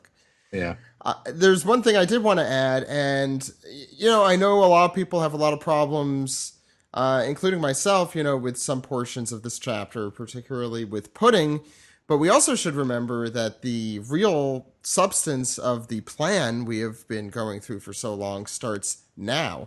I'm actually surprised we haven't seen anything happening with the Vinsmokes themselves. Just because the shot got fired and missed doesn't mean you can't just kill all the other Vinsmokes off, right? So I was kind of curious why that part of the plan didn't happen. Maybe there just wasn't enough time with all the Luffys jumping out of the cake and everything. I definitely agree with all the other sentiments that have gone around the table. Ed, do you have any other thoughts? No, I got my stuff in. Okay, cool. So I think it's about time we move on to our anime recap. You guys ready? All right.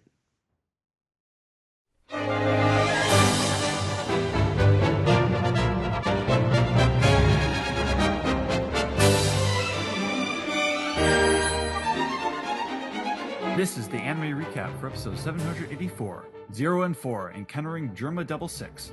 I'm your host Sam, and today with me we have Ed, Hello. and once again we have YouTube sensation Roger's Base. How's it going, Roger? Going pretty well. It's going pretty well. Can't wait to talk about the Vinsmokes. Alright, so the screenplay this week is by Shoji Yonemura, episode director and storyboard artist is Kentaro Fujita, and animation director is Masayuki Takagi, and the title card begins at 5 minutes and 51 seconds. Oh man, Yeah, That's- long recap. that was a preview of what we would get for the rest of the episode. Yeah, I feel like Awful lot of stalling. the pacing for these past couple episodes has been kind of wonky. But I actually didn't mind it as much during this episode because I feel like the comedy sort of made the bad pacing move a little quicker. Yeah, That's how I felt that way. Yeah, I feel pretty similar. So we begin the episode in the middle of Luffy reeling in his giant fish he got on his hook last week, and the crew is working together to make sure he doesn't fall overboard. We see him even like stretching over the water as he's trying to pull it in, and everyone's trying to keep his feet planted firmly on the grass on the lawn of the Sunny. They do finally manage to pull the fish onto deck, where Nami and Chopper immediately notice that its weird purple color is probably something to be careful of. So Chopper runs off, he has to break into Sanji's locker, and of course, the majority of the materials in Sanji's locker is pornography. Pornography. Yeah. You're from the south. I actually remember cracking up when we got this in the manga, and I like the way it was animated in this with all the magazines just falling on top of Chopper. Like, it's nothing but nudity in here. Yeah, I don't know. His magazines seem more tame than the Elder Kai from Dragon Ball Super, or that's true. or Kame Sennin. He finds They're the book dirty old men. But he eventually does find the fish book that he's looking for, which Sanji has thankfully included notes, and he runs to warn Luffy that it has extremely poisonous skin. And immediately we're walking on Luffy eating the skin, saying, this skin tastes good. He's even trying to offer it to Carrot, but she thinks it looks too slimy. And I love the little, what do you call it, pratfall that Chopper does as he slides into the scene, realizing that it's too late. But isn't that the part where Peckham's also is like picking up Carrot by her neck? Okay, that's not that. Okay. Take a screenshot of that for you, Sam. Yeah, Luffy is he's all bloated and he's stuffed. He seems okay for now, but obviously we know that that poison does eventually kick in. We know that Luffy, he's got some immunity, or he's got resistance at least, because of the poison he survived during his fight with Magellan. But there are limits, apparently. So Nami decides to do the cooking. She follows Sanji's instructions, and they spend a little time in the kitchen preparing this fish, trying to avoid the skin, trying to prepare it the way that Sanji has recommended in his notes. There's a weird kind of doofy Carrot face that she's like in awe of what's in the oven, and it's kind of a weirdly drawn one. She brings the food out. She serves it to everyone. They're so happy, they're in tears because it tastes so good. She's trying to then offer it to Chopper, but now Chopper is worried about Luffy, who has succumbed to the poison. But eventually we see Chopper like eating the food, but like crying in fear of his friend. Luffy wants the food, but also like Nami isn't very concerned by this, which I found weird when it was in the manga as well. But so yeah, they need to make sure they arrive. She on knows. Land. She knows that Luffy has plot armor. It's okay. It doesn't matter. Well, they're also gonna eventually Magellan. Magellan too. They're trying to figure out how to basically. They need to get to land as soon as possible because they do not have the necessary medicinal herbs that Chopper needs to help Luffy. I think, and I just sort of noticed that Nami just looks really well drawn, kind of throughout the whole episode. I mean, yeah, we give it crap for slow pacing, but the art in this episode wasn't bad. Yeah, no, there's some very distinct highlights in it too. Yeah, it was pretty good. I think all the little bits with Chopper eating while he was crying, were pretty funny. And I thought those looked nice. The whole like that whole kind of middle section of the episode looks really great because then because they're arriving on the island now. They're arriving near Whole Cake Island, I should say, and Peckham's just like kind of looks really awesome as he's like pulling his bandages off and he's getting ready to go on land and all that. And there's like a lot of little reaction movements as everyone's listening to what Peckham's is saying. He's like, okay, your friend Sanji, he's probably on Whole Cake Island right now. They've probably gone past all the different islands that surround Whole Cake. Our goal right now is that we should arrive on the first island and find ourselves an antidote there. And I should say, we're more than halfway through the episode at this point. Yeah. They discover the cotton candy snow that Sanji was eating the episode before.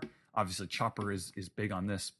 There's a really funny scene that's Carrot. Yeah, that's the Carrot part. Yeah, their phone starts to ring as part of the Big Mom's sort of system there. I can't remember what the details about that were, but the phone rings. Well, they were showing the underground, the radar rays, the radars. Right. Yeah. Carrot's like, oh, I'll go answer it, but then Pickham has to like grab her, and he's like holding her up this whole time, and there's a lot of just like really amazing Carrot stuff as she's like dancing in the cotton candy snow, or she's got this like really bizarre, big-eyed expression that I thought was adorable. I feel like they've been doing that a lot with Carrot too, because even during like the filler arc a couple weeks ago, she had all these great moments of just like funny facial expressions. There's one in particular I remember from a couple weeks back where they're all sitting in the storage room with all the food, and everybody's like really, really concerned because Kappa and Bonham both come in, and you just see Carrot's face in the background, and she has one of those like the Luffy face when he's completely not fazed by anything. And I feel like they've really been giving a lot of good material to Carrot, and I'm happy about that. very guy's a Carrot expressive fan. character. That's part of what makes her so fun. Yeah, for sure. So yeah, what looks like a giant transponder snail, Dendenmushi, that is serving as basically a giant ship for Germa 66 arrives, and so they are encountering Sanji's family for the first time, and we are introduced to the first member of his family, who's got these weird, like, squishy shoes that make a weird sound effect. And there's a lot of build up. We're wondering who this guy is. We see he's got Sanji's swirly eyebrows, so we're able to deduce that he's probably related to Sanji. The waves of their ship, of Germa 66's ship, is like kind of knocking the Sunny back and forth, and they all have to kind of like work together and unfurl the sails, which is a cool little moment of seeing like Carrot and Pedro and Chopper all working together. They keep thinking of Sanji. They're like, "Oh, Sanji, I'm so glad you've come for us." And this is when Yonji has to introduce himself. He's saying, "Stop calling me Sanji. I am Yonji." And he is Yonji, winch green. He's got green hair. We see both of his swirly eyebrows. And he insists that his relationship with your friend Sanji is supposed to be a secret of secrets, as if we haven't been able to figure it out yet. And fun fact about Yonji is he's voiced by the guy who does the voice for Seto Kaiba. Right, yeah, right. And Nami has this remark of like, "Oh, so he's the younger brother," and Carrot has not picked up on how she's able to determine that he's the younger brother. And then Brooke has to come in and explain the joke. It's like, "Oh, it's because his name is Yonji, 4G, instead of Sanji, which is like 3." Mm-hmm. Immediately, Yonji's going goo-goo for Nami because, of course. Yep. And this crew is begging for antidotes. They're asking if they've got medicine on board. Chopper is sure that they must, but Yonji's quick to say, "I'm sorry, but I have no interest in saving people." And he's like making this big devilish face as he's pushing his sunglasses up, trying to look cool. He's saying, "But if you want the medicine, maybe you could try to steal it from us like pirates." And they remark that this man is not like Sanji at all. He's got the perv thing going on, but he's not kind or gentle at all. And this is when Reiju appears, kicking Yonji in the head, and then jumping onto the Thousand Sunny. But it's like a really drawn out scene where like we get her point of view as she's falling on the ship. We get everyone's reactions, another point of view, like it's all happening in slow motion. But eventually she lands, and we see this woman mostly in full. We see her close up. We see her face. It's I don't think her name is in this episode, but it's Reiju. We'll learn soon enough. Well, it's 0 and 4. If you know Japanese, you should be able to figure out. Is Reiju a reference to the title? Is Reiju a reference to 0? Yeah, like it's like Ray from Evangelion, or when someone says there's 0.000% of success, it's de ten de ichi. Yeah. So she's landing on the ship. Everyone's getting defensive, but she's like, "Oh, don't worry. I am not like my brother, who is a cold-blooded jackass." And that's how the episode ends. To be continued. Well, that's not really how it ends, because the final image of this episode on Crunchyroll is the lewdest thing I've ever seen in One Piece. That's the next episode preview. That's the next episode preview. Yeah, but that's the last image I see. I'm like, Jesus. Yeah. Man, if I didn't enjoy this material already in the manga, this would be torture. Yeah, for sure. Like, not good. I mean, decent animation, and I do like the material, so it's easy to sit through, but I just weirdly had a good time with it. It was very noticeable how slow it was, but like there was something that just kind of felt really good about watching. And that's kind of the phase I'm in right now, where this episode and last. Yeah, I guess I feel like it would be. I don't know. The anime isn't succeeding as a piece of art on its own. It's entirely dependent on source material, so it adds nothing. I mean, this is kind of how I've always felt about, especially in recent years, where people are so much more interested in like the craftsmanship of anime than they used to be. That I think what people want out of a show is that they want a show that they can like compare the quality to other shows, which is not that's not what got me into One Piece when I was first starting to watch it. And like that, shows like One Piece don't get made anymore. Like My Hero Academia took a year off from almost a year off. I don't think quite a year, but yeah, but then they're gonna do their episode 13 through 36, their second season. It's going to be 24 episodes, and they're already like how many 10 12 volumes into the series? I mean, the thing is they're actually moving pretty slowly on My Hero. I was just going to say the pacing in My Hero Academia is actually pretty slow. It's no. What I'm saying is that the manga's already in like volume 12. Oh, right. Yeah. By the time that they're getting into their the teens of the episodes. So Yeah, I mean, people always make the argument about like, oh, should One Piece become a seasonal show or the Yes. and I think it'd be great, but at the same time, like you then we would be far behind the material that's in the manga. So it really is like a give and take. I'm always and of two minds to that, especially since Go I ahead. don't think One Piece would ever even lend itself all that well to a rigid seasonal structure. Like I wouldn't want to see an arc condensed into 20 episodes. I would want it to be a little more than that. I don't know. Dressrosa done in 20 episodes would have been pretty nice. That would have been it's insane. One Piece JoJo's Bizarre Adventure. Like the Diamond is Unbreakable material came out in the late 90s. I mean, and JoJo's a good it example immensely. because like those seasons are like kind of all like in length. Those seasons are kind of all over the place. Yeah. But kind of what I'm getting at is that like I think back to Water 7, and this episode really I can't explain it, and I don't know if anyone shares this feeling at all, but this episode felt the way that watching like Water 7 episodes felt, where it is slow, the pacing is hit and miss, but there's still kind of a texture to it. There's still like I remember those days when like I would watch One Piece and I would marathon it, even when it was super slow. I would marathon it and I would have a great time just seeing the story unravel.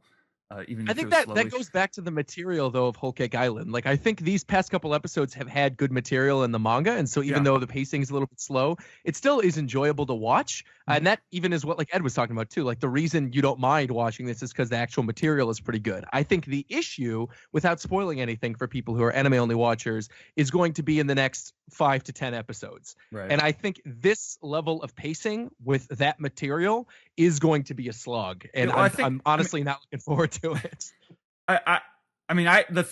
The bare minimum I expect for them is to be one chapter per episode most of the time. Like right now they're like less than a chapter per episode, it seems, especially with this one. Yeah, and the thing is, it's actually not that, because I looked into like how many pages each of these episodes covered. It's just that like it's been this since the ending of that filler arc, is that they started like they just midway shifted them. through. Yeah, and they shifted them. So like the cliffhangers aren't actually the cliffhangers of the chapter. Right, it's but like was a this secondary cliffhanger. Was this episode a chapter's worth of content? Almost. It was almost a but chapter. not quite. Yeah, not quite. But the one last week was. But I don't know, like as long as like I expect them to get back to the same pacing that they've been forever. Like occasionally they mix it up. Like they'll go a little bit slower or they'll go just a tiny bit faster. But most of the time it's one chapter per episode. And I hope it's not like slightly less than a chapter per episode for a while. It is interesting though seeing people react to this episode, because it's very mixed. I do my reviews every weekend on my YouTube channel of the anime episodes, and I critiqued last week's episode, like the way that we're critiquing this week's, and people got so pissed at me. They were like, just enjoy it for what it is, man. Enjoy it for what. And then this week, I liked this week's episode. I thought this week's episode was better than last week's, just because it was like funnier. And people got so mad at me for enjoying it. It's like, what are you talking about? Like, I think that's the whole thing about doing these reviews, right? It's all subjective, and people are going to like certain things over other things based on whether you like the comedy more or whether you like the fights more. And again, this goes back to my issue with where I think it's going in the anime is the stuff that's coming up is neither. It really depends on how you feel about mirrors and apple juice. Yeah, exactly. But yeah, basically what I want to just sort of say overall is like, even compared to Zoe, which I think is a pretty well executed arc overall in the anime, especially at the beginning. Even compared to Zoe, there's something about these last two episodes that feels a lot more like how the anime used to feel, at least during the Water 7 era. Like there's just something that's hitting me there where it feels the way that felt. I agree with you completely.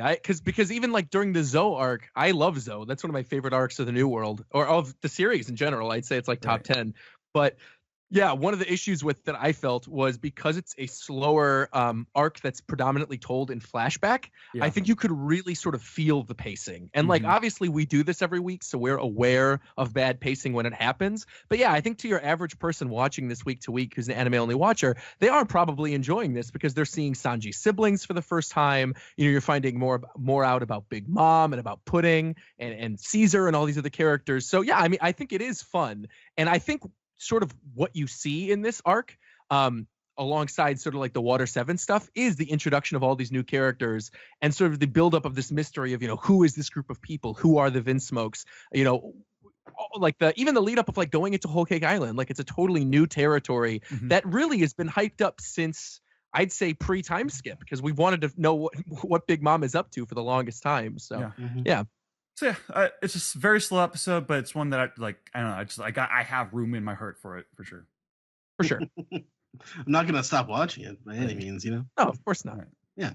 All right. Anything else you guys want to say, or are we ready to move on to the next segment?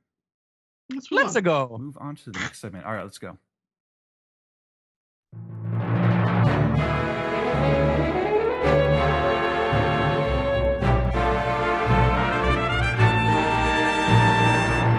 Welcome to the Piece Together segment where we take your questions, comments, and other insights. Now, if you'll excuse me, I have cake crumbs to eat off the floor. Thank you, Big Mom, for introducing that segment. Everyone, round of applause for Big Mom. Oh no, she's eating everything. Sorry, let's start with the emails. First one comes from Alex. Hello, guys. Do you think that Oda came up with Pudding's backstory in the last minute? He says he asked this because Totoland is a place where diversity is welcomed and appreciated. So no, it's not, though. You want to add? I think Big Mom is full of shit. I think she's full of herself. Like, everything she does is for her own self-congratulatory purposes. I mean, I also just want to add the way that she is as a mom, even beyond the abusive elements, is just kind of laissez-faire. She's like, yeah, stab people, do whatever the hell you want. So, I mean, I guess that she just lets what happens, and if there are racial prejudices that go against her, whatever. I don't know. Yeah, I don't know. With that she's got like 150 kids, so what is she going to take care of each and every one of them? Yeah, what are you asking for? There was one more thing I want to add with that. I don't think she came up with it last minute because I was looking at 848 with the Lola pudding stuff, and it fits very well with everything we've learned this week. That and the chiffon stuff, just I think jive very well. That doesn't mean Pudding's a good guy or good girl, but it does validate the backstory. Next one comes from Ben Wild, who asks, hey, podcast, what One Piece song would you like to hear done in English that has not been done? Oh, the Rootless, the opening with 13? That's a good rock song. Kind of want Share the World since I've been playing it so much at the end of these podcasts. That's a total NSYNC boy band type. They can't hire NSYNC? I think they cost a little too much. Does Funimation not have the money to hire NSYNC, or at least the... No. Justin does. I don't think the other ones are doing anything right now. Well, I mean, they had the money back in the 2000s to hire Disturbed, Deftones, and Drowning Pool. All bands that start with the letter D. Yeah. Dream Theater. No coincidence there. No coincidence. The Will of D. Yeah, Has there ever been an English version of Jungle P? No. They stopped The the last English one version. I want to hear that. Bon Voyage? Is that the last one? Uh, Yeah, I think it was. They never did 5, which I forget the name of. Does Jungle P ever have the lyric Jungle P in it? Because that would be kind of hard to get around in English. No, actually, no, it says that they're chanting at the end. It's a jungle party. That's what they're saying at the end. They're chanting. Okay. Yeah. The name of the song should be Jungle Party. Yeah. I would like to hear a new version of How You Remind Me from Film Z. That's in it. Never mind.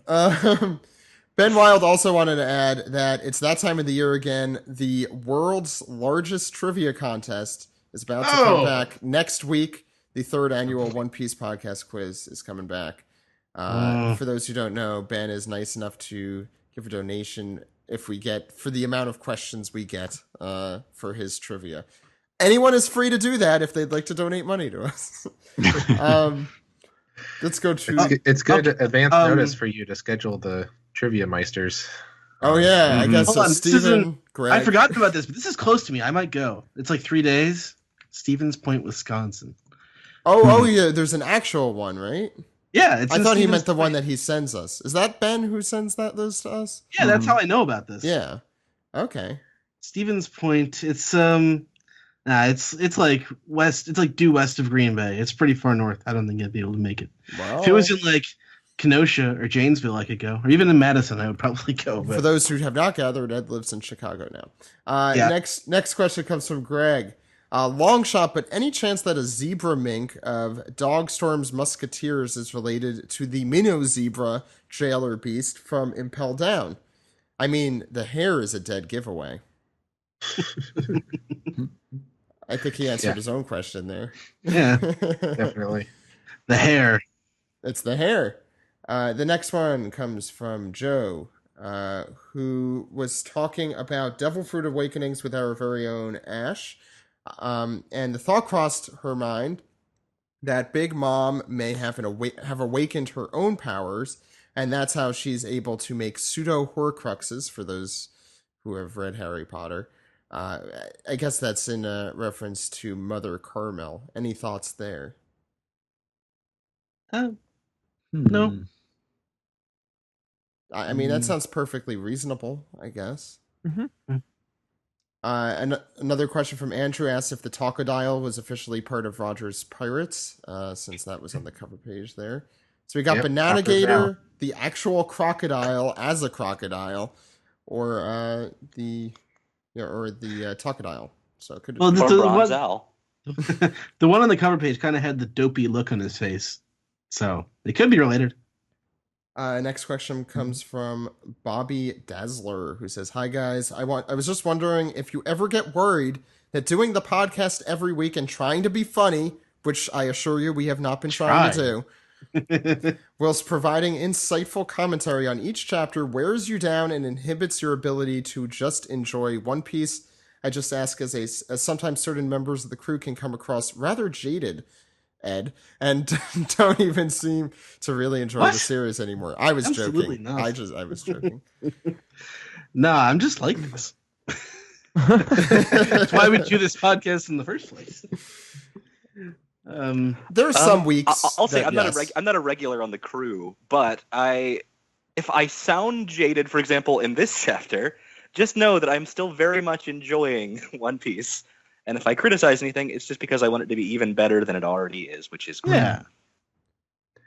Yeah, I feel like sometimes when I'm criticizing something, I feel the need, and I definitely did it earlier this episode, to like back it up with like, just so you know, I still like this a lot. Like, I think it's just it creates interesting.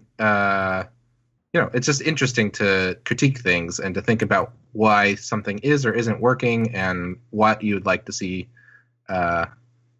better from the things that you enjoy, It's interesting though, because like we're on a podcast about One Piece. So if you're on a podcast about a series, I'm pretty sure you probably like that series, even if you are critiquing. Like we shouldn't need to say, "Oh, but we like One Piece," even when we're critiquing something. It's like, well, of course we like One Piece. I'm not a fan. I just don't like it. I don't really get. I don't get what all the hype No, is sir, about. I don't like it. Well, I've just committed to talking about Zach. it for 800 chapters. Yeah. Right.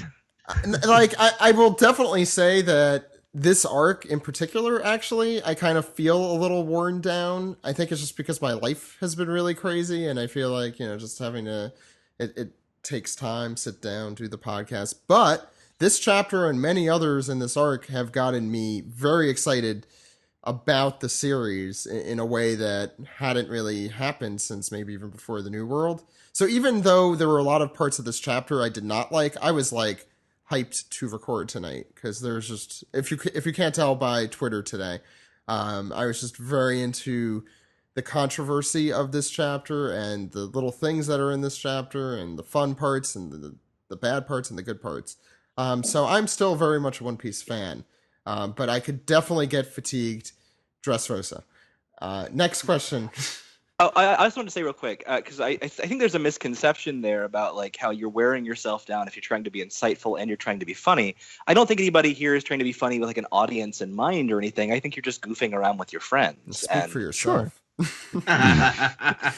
No, fair enough. The problem is, much like Ed is just naturally jaded, I am just naturally filled with really awful jokes. Why would you spread these lies about me?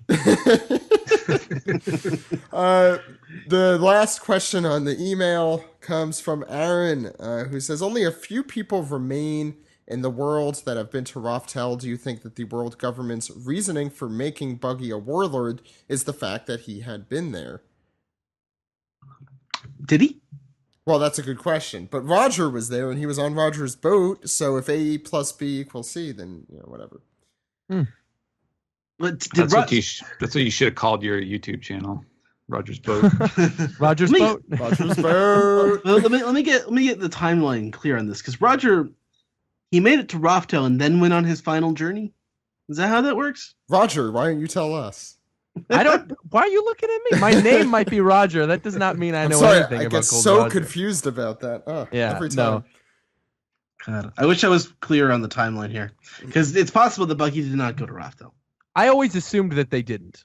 I always assumed that Buggy and Shanks didn't. Yeah, I tend and to that they agree. knew about it, but I don't think they actually went. Well, the question is, Don't you think Buggy would lord that he has that information over Yes. other people? Totally, Yeah. of course Yeah. he would. Yeah, of Yeah. course. That's I true. know what the One Piece is, everybody. And then he would just say it to people who were threatening him. Yeah, Yeah, Because we would he know wants 10 to chapters live. into the series. Yeah, they wouldn't even have to threaten him. He'd just say it and realize he said it after he did it. All Yeah. accurate. Also, wouldn't Shanks be there or have found it? I don't know if Shanks is looking for the One Piece, but I don't know. That leaves a lot of questions if they were there. Anyway, Steven. I think his appointment was more motivated by the notoriety he got around Marineford than it was.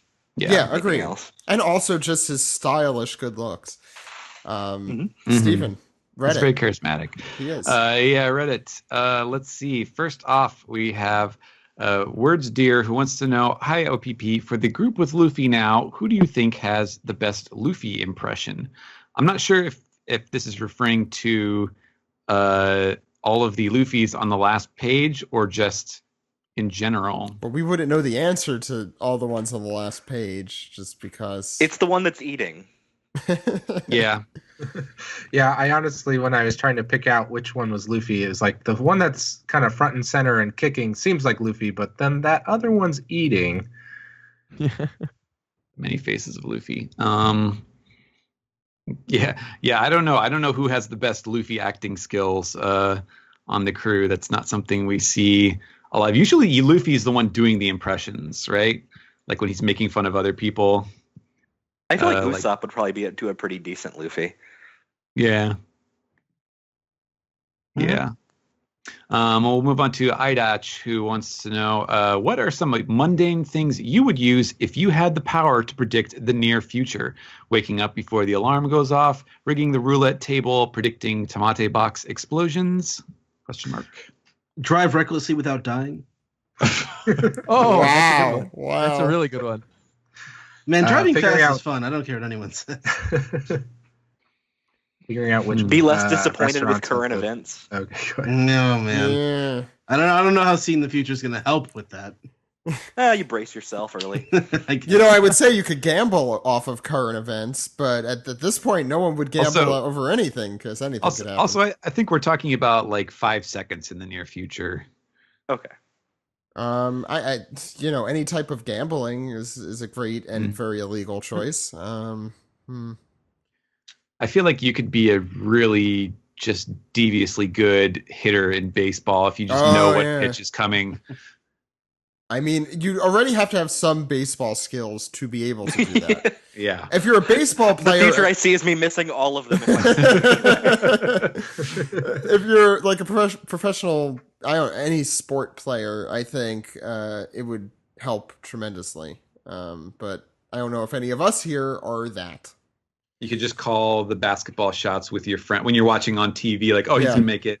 And then it goes in. Sporting events would be great if you could make the bet in the 5 seconds that it takes. Yeah. Yeah. I would use it to predict which jokes would not land, and then I wouldn't say those jokes. You see, I could already predict when my jokes don't land, and I still say them. See, like that one right there. All right. Poke Luffy 2 says, I know all those Luffys are just image copies, but do you think that Raizo will teach any of the Straw Hats his ninjutsu, like the clone jutsu? And speaking of Raizo, do you think anyone told Sanji what happened since he left for the wedding? Does he know about the alliance, that Raizo was on Zou the entire time, and that they know how to get to Raftel, and most importantly, that Momonosuke and Kinemon are not related at all? I feel like that's not a conversation anybody's had with Sanji. No. Hey, Sanji, remember that ninja that was hiding on the elephant? Remember? Yeah, I remember. Seems like Usopp could use some ninja skills. Yeah. He'd be into hiding and being sneaky and stuff. Yeah. Hey Sanji, I know you're going through a lot with your dad right now, but anyway, remember that kid? He's not related to his dad. Don't you wish that was you? I can so see Luffy having that actual conversation. Yeah. Yeah. There you go. John Garja wants to know, what if Vegapunk is a bad? I believe it is shit. pronounced Vegopunk. He is a good. Vegopunk is a good. Is that how Brian mispronounced it last week? Is that why I think he spelled it that I way? don't. No. I Yeah, thought it was like Vagapunk. No, that's a different no. thing. That's a different thing. Yeah. Yeah. Let's please Mhm. move on. Okay. Optfire wants to know, if Big Mom finds Pudding's third eye creepy, then why did she have a child with a three-eyed man? That seems counterintuitive. Also, and what are your matchups for fights this arc since the chaos is officially starting? I personally don't think Big Mom will be KO'd, but I do see Luffy going toe-to-toe with her in order to stall so Sanji can save his family. I don't know. I mean, for the first part, like, we don't really know. I'm still very skeptical that she is having these kids in the biological manner. Yes, I was going to say that too. Yeah. The soul powers seem like they're too conveniently adjacent to, bringing life into something for that to necessarily be a sticking point for, how many kids she has. Like, she just takes soul from, a person, and maybe she can give them the personality or the genes, whatever traits it is that she wants from the person she's taking the soul from. Kind of like what we've been saying about Nitro and Capone. Who knows? Yeah. It's doubtful that Big Mom has had like 150 suitors unless they all came with like land or like gifts. Yeah.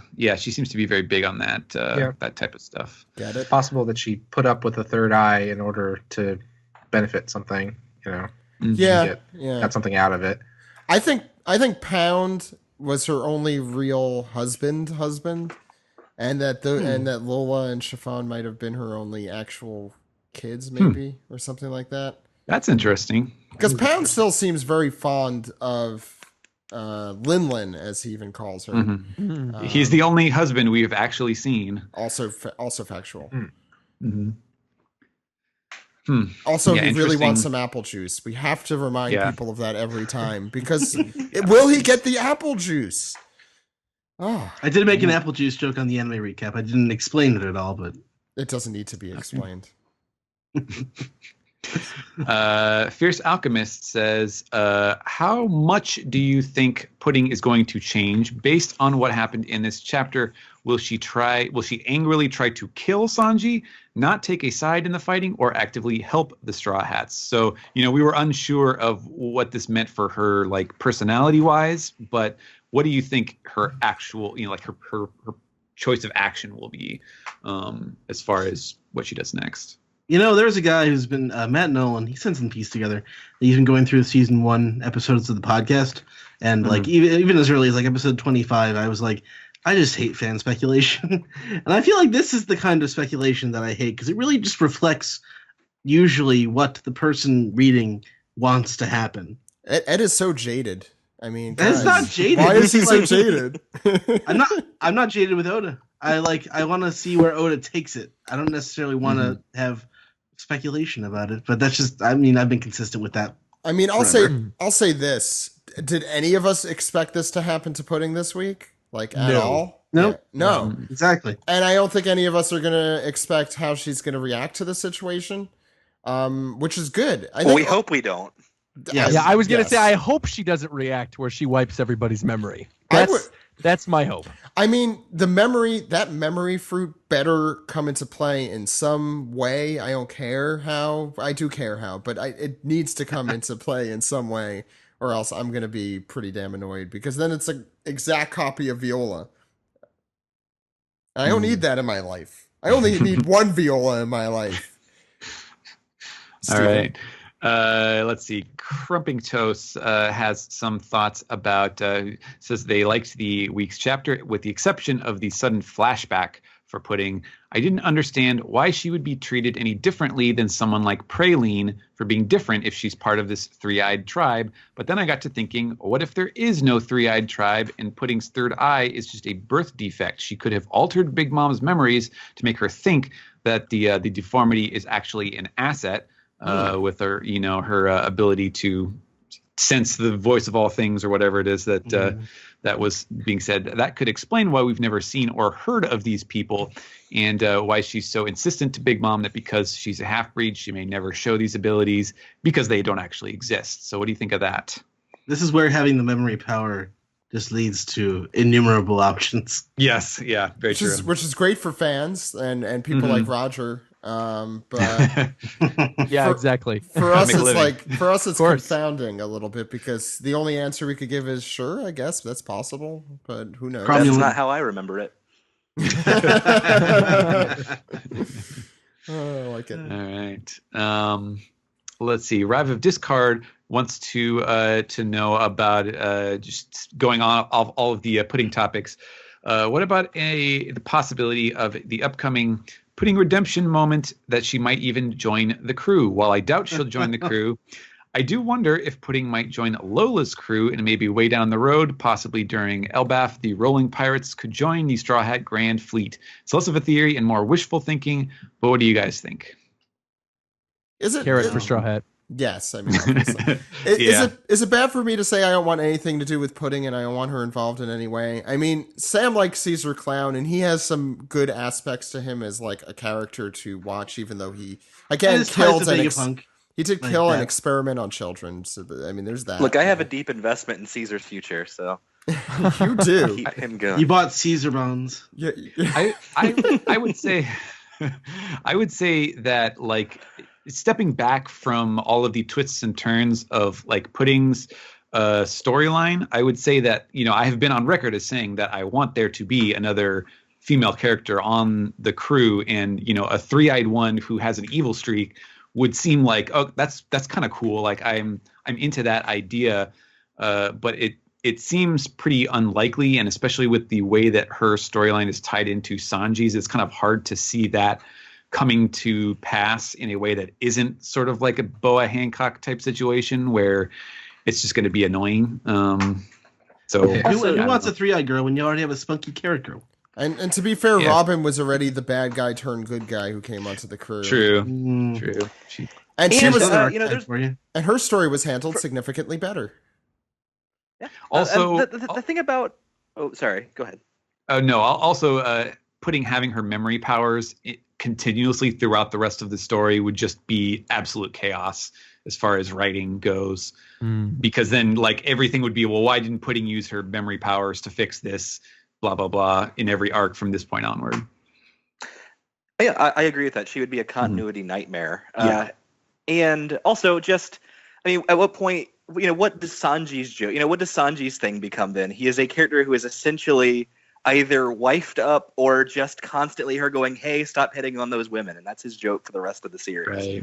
Like it's better for her, both her actress personality and for Sanji as a character, even if there's something positive that comes from this, for it to go a more unrequited angle where they just split ways. I mean, I'm hoping, and I'm pretty sure even that Pudding doesn't like Sanji, and even after this, I don't think Pudding will want to go through with this marriage unless it's already been, hasn't been consummated yet, but unless it's already been officiated. That kind of manga, Zach.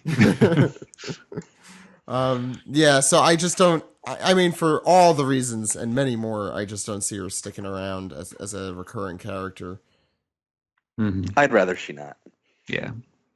Weekend at Wanzei's wants to know winner. Where did the Luffy clones come from? Were they in the cake? Did they come through the back? Is there a back? Were they with everyone else? Where was the Arc Maxim? So someone stuck a mirror into the cake, I'm pretty sure. No. He's onto something. Or she. No, I don't know. This is all. Who knows? Let's see. SS Luffy is bothered about how this arc is progressing as to how the heck the Straw Hats are going to leave Whole Cake Island. They can't just run away because Big Mom knows the island's connected to the Straw Hats and she will annihilate them in a blink as revenge. Allying with her seems less and less probable as time goes on. The only option was to kill her, which I and most of you don't think is going to happen. But with Pudding's change of heart this chapter, I think there is another way. What if Pudding uses her mass memory no jutsu to erase the entire crew, and it weakened Big Mom's memories about the Straw Hats even being there? This guy's proving our point about Pudding being a continuity nightmare. Yeah, yeah. Very true. But yeah, I think it's still, maybe. Even with the the rise in hostilities here, as far as like things looking very difficult to reconcile, it still is definitely not off the table in some way or another. There are a lot of loose ends that kind of need to be wrapped up for a Luffy knocking Big Mom's lights out to make sense going forward.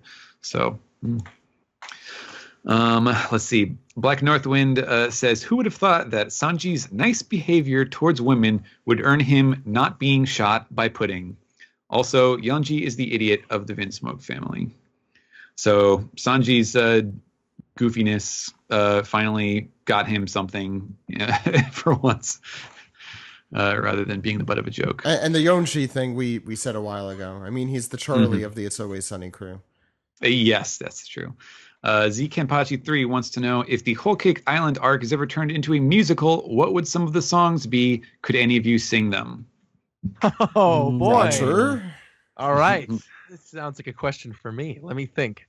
Well, to be fair, I did a cover of Poor Unfortunate Souls from The Little Mermaid as Big Mom, which went over pretty well. So I'd say that maybe that would be a good choice if this was made into a musical. Do some type guest, of probably. Like, be our guest would be great. Was Was Trussell? Oh, that'd be amazing. Yeah. I will try the gray stuff. I heard it's delicious. Don't believe me? Ask the dishes. And the That's dishes right. all sing. Yeah. Yeah, that's actually perfect. Be Our Guest is great. And let me think what else. Maybe I could see if the husbands are all inside of the jail books, if they have their own version of Cell Block Tango, where it's like from Chicago, where they're just like pop, cha-cha, 6, and they're all inside of the books. And then they explain basically how they fell in love with Big Mom, and then how Big Mom basically got them to give her children. I don't know. It'd be funny. I'd like to see that. Into the Woods for the Seducing Woods. Oh, totally. Into the Woods with mirror powers. Okay, let's see. Hyperbola Bowl. I don't know. Says Jinbei and Pedro have both mentioned giving up their lives during this arc. Jinbei giving his life for his captain, and Pedro not being able to die until the Straw Hats have achieved their goal there. Do you think that we'll see a significant sacrifice this arc? And if so, who do you think it might be? Not just limited to those two guys. It won't be death. No one's dying. Probably not. Probably. I don't think so. If anyone, it'll be Pedro, since he's already given up almost all of his life at this point, right? He only has so much left. This doesn't seem like important enough of an arc to have somebody die. I mean, it's obviously that too. But Pedro's story really is wrapped up with Big Mom, though, and I could see it ending there. I feel like if anything, Pedro is the most in danger of repeating the Pell experiment, where he makes the grand sacrifice, and then the soul powers it floated out of Big Mom and back into Pedro, so he's whole again. The Pell Moria conundrum. I could sort of see Pedro maybe staying there, because we don't know what's going on with Peckham's. I'm sure Peckham's is not going to remain at the shore tied up for the remainder of this arc. That's right. But if he is still there at the shore, Pedro would maybe help Peckham's, and then later down the line they meet up with them again. But this would give us an excuse to separate Carrot and Pedro, so then Carrot and Jinbei would be free to join the crew. He's not Peckham's, he's Checkham's. The unfired gun. That's right. At the same time, Peckham's like speech to Luffy at the beginning of the arc about how he's doing this because he believes in Luffy becoming the king, Pirate King, or finding Raftel, or fulfilling the Kazuki clan, wish. I think I would like Pedro to also join the crew if that's a real thing that's going to happen. I'm all for it. Mm-hmm. I think this is a good arc for allied characters who seem like they would be fun to have as permanent crewmates. For sure. Let's see. Agree. Let's go last one here. Prince of Assassins. I know some of you guys don't like how Naruto ended his fights by talking to his enemy. That said, how did you like Sanji's smooth talk no jutsu? Maybe a little too early to tell with that. With that he's actually out of his fight. Yeah. Oh, I wanted to bring up one I saw too. Liam Tasker on Twitter said that because of the reaction to the third eye thing, he wondered out loud if maybe we'd get a panel in this arc of both of Sanji's eyes showing. I think that would be nice. That'd be cute. It would be cool. Mm-hmm. Interesting. But that's it for Reddit. Ed, it's time to Peace the tweet. What's going on Twitter, Ed? First one comes from PokeLuffy1. It says, so this how Luffy going to beat the Yankos. He stole Naruto's shadow clone jutsu. Ed, you're so jaded. Jeez. Good start this week. Technically, this is called the Gumu Gumu no Barrel D Monkeys, by the way. How did you know what I secretly named all these files? Oh, boy. Okay. All right. Next one comes from our friend Matt Nolan, who's been going through season 1 of the podcast. I can't figure out where Bedge is compared to Big Mom. I assume the clones came from a mirror in the cake, but I assume Luffy and Co. will come out of Bedge. I think Sanji glared at Katakuri for endangering Pudding. And finally, if two observation hockey users face off, will only the stronger one see the actual future, with the other being fooled, assuming Sanji could. So we've come to the conclusion we think that all of the Luffys are the crew. It's the full crew. Right. Yeah. Or the full group that we're with at the moment. So yeah, although that would be interesting to leave Luffy somewhere else. Like, we don't know for sure that that's them. Like, I guess I could see that as a second twist. That was like more of Capone's men disguised as Luffy's. Yeah. So they are all wearing fedoras. So my theory was that they entered the mirror world inside of Bedge and emerged after someone had snuck a mirror into the cake.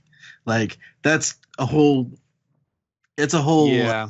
The bee's nest of time warps and loopholes. Yeah, I think that's the only way that all the running stuff makes sense, is that the two mirrors, the mirror from Bedge and then the mirror to the wedding cake, just happen to be like all the way on opposite ends of the weird screwed up mirror world tunnel, and that was all the navigation time, because if they were just busting out of Caped, out of Bedge. Capege, my favorite character. Yeah, Capege. If they were just busting out of him, then it wouldn't have taken that long, and they wouldn't have come out of the cake. So it would be pretty good though if like Luffy ran up and noticed that he missed his own entrance. It's kind of a Luffy thing to do. That would be more of a Goku thing to do. Also true. I mean, Goku's late for everything, so. Yeah. Okay, here we go. Javuz has a question. What kind of facilities does Capone's castle have? Does it have bathrooms? People poop on Capone? Oh, no. Now, these are the real questions that we've been waiting for here. And the answer is people don't poop on Capone, they poop in Capone. See, I think to odify this a little bit, it would be... Sure. Can people jump out of Capone's pee-pee? Is that something that happens? And the Oda would be like, yes, people can jump out of Capone's PP. Oh my god! And if as a child, does everyone have to get out before they I mean, if he puts his if he has all of his sailors inside his body and they jump out of his PP, no, they're not sailors; they are seamen. Okay, the seaman, exactly. The seaman out of his wiener. Exactly. That was what Joey was trying to not make you say out loud. Well, I did, and it happened. That's what they're He's technically... publishing a children's comic this week. He can't say that. Volume material. I didn't say that's what they're technically called, guys. I have not said anything that is What kind suggestive. of messed up world, though? What kind of messed up world do we live in that in a children's comic, it's okay to shoot somebody in the head and kill them with a jelly bean and make them bleed over a cake made up of blood versus just saying the word semen? No, but they're actual Like, come on. seamen. That's a pretty messed up, weird. I don't know. I wasn't we're trying just to be America. suggestive, guys. I don't know Okay. what you're talking about. Patrick Rizzolo has a question. Excluding Dressrosa, which arc did everyone find difficult to read the first time round? That was Fishman a good Island. exclusion. Fishman Island, yeah, that's true. I don't know. I had trouble with the middle of Thriller Bark. It redeemed itself by far at the end, but the middle part was kind of hard for me. To And watch, that's like, yes. no, to read, because that's where I was when I caught up. Hmm. It was right after that. I caught up at the end of Ennie's Lobby. I mean, I agree with Roger. Fishman Island was the toughest.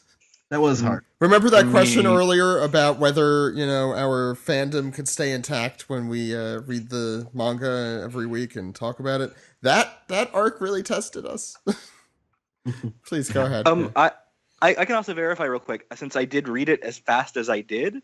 I read, I would say, from like Alabasta to Marineford in about a month, and it took me about 3 months to get through Fishman Island.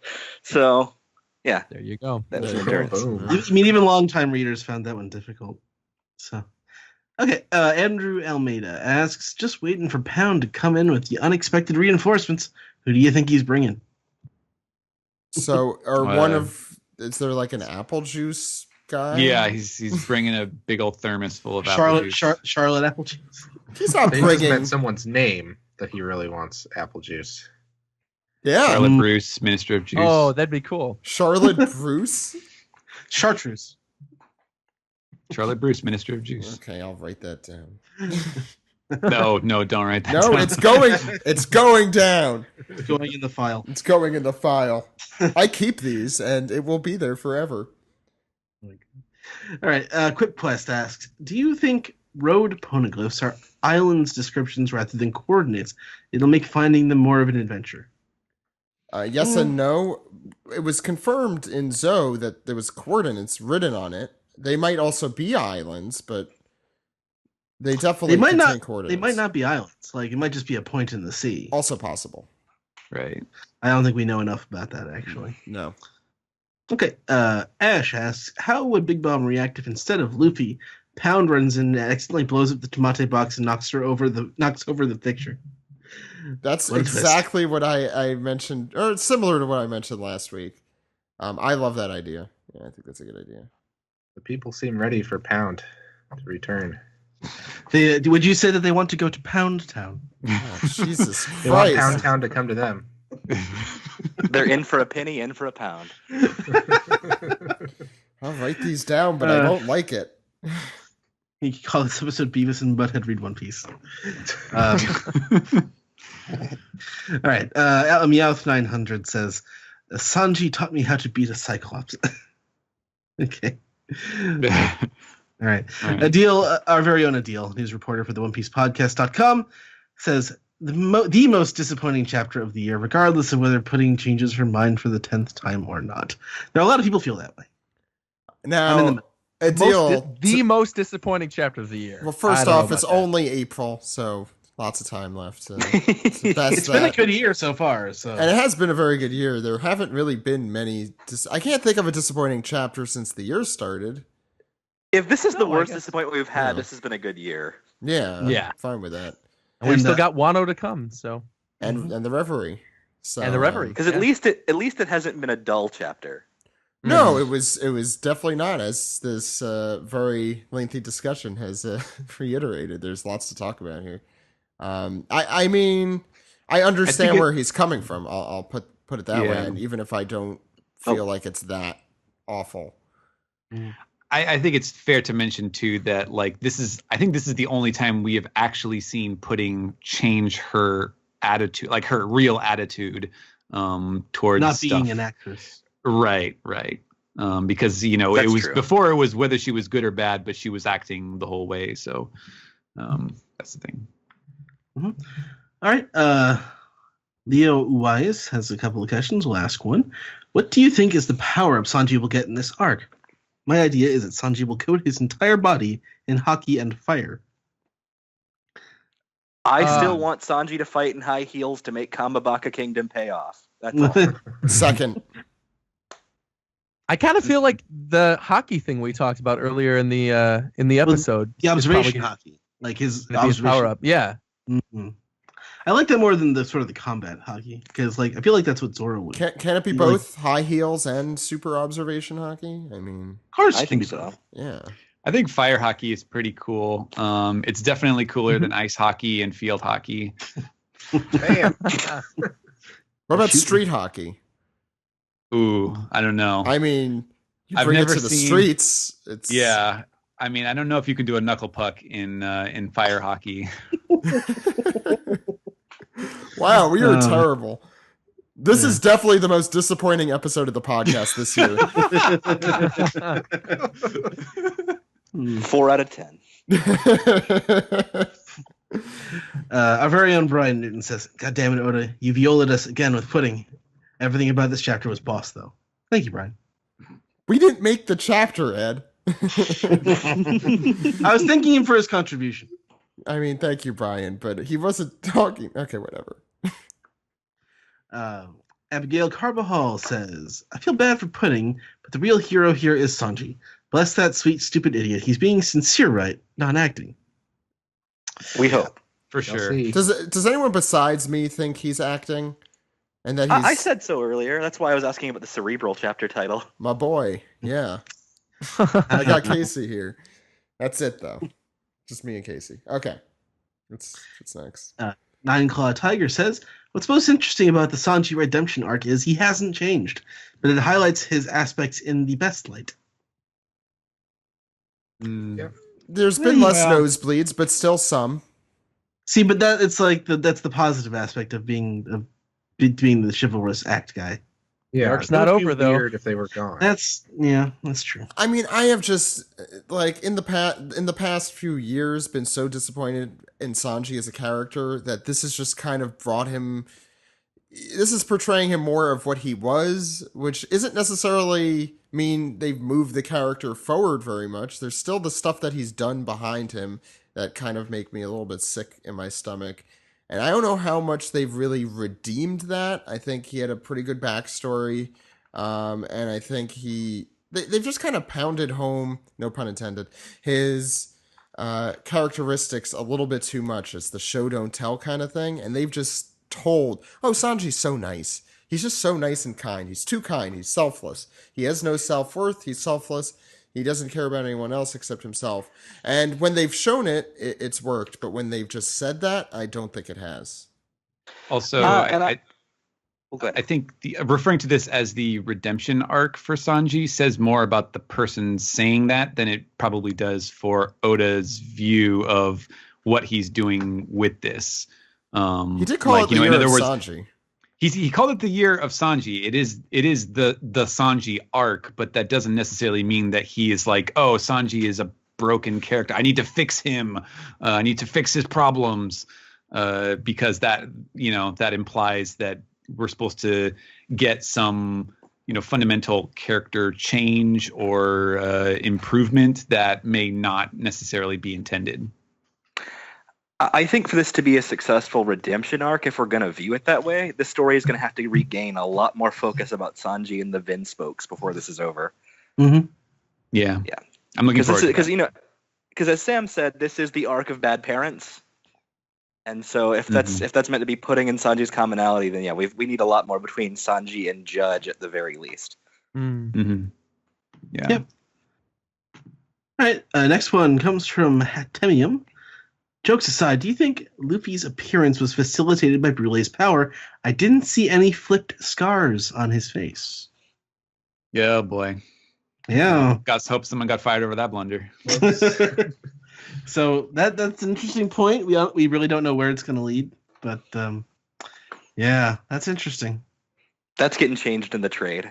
Yeah, that's that has to be it. Either that, or it's some other kind of power. But I don't know. It's Cracker. Yeah. All right. Huggy V wanted to point out that the preacher, the officiant, looks like the officiant from Princess Bride, Marriage. I was going to say that he looked like Dennis Hopper from the Mario Brothers movie. Oh man. Okay. Next one comes from 91 Ryan, who says, I had beaten Fire Emblem Birthright, and I was wondering what Fire Emblem character would you like to see in One Piece? Camilla, because she already has the proportions for it right there. Camilla. If you don't know who that is, look her up. Camilla from Fire Emblem Fates. Does anyone else play this game? No, I've never played them. I'm familiar with the franchise, but Totally, I'm hip to today's youth culture. I would like to see Owain. Owain is a completely ridiculous character that talks to his sword hand like it's a person. He'd fit right in. Absolutely, good. I'd love to see Owain. Yeah. you're not fooling anyone, Steve Buscemi. Backtracking a bit, I was looking at this priest's design after you guys were talking about it, and based on the hair, he might be related to Hachi. There you go. Likely. I like it. I'm gonna steal that and make a video. There you go. Roger's really catching on to this podcast. Go ahead. Uber Lamy says, is saying someone is beautiful in the One Piece world the same as giving them a refreshing Pepsi? Oh. Too soon, man. Oh. To who? Pepsi or pudding? We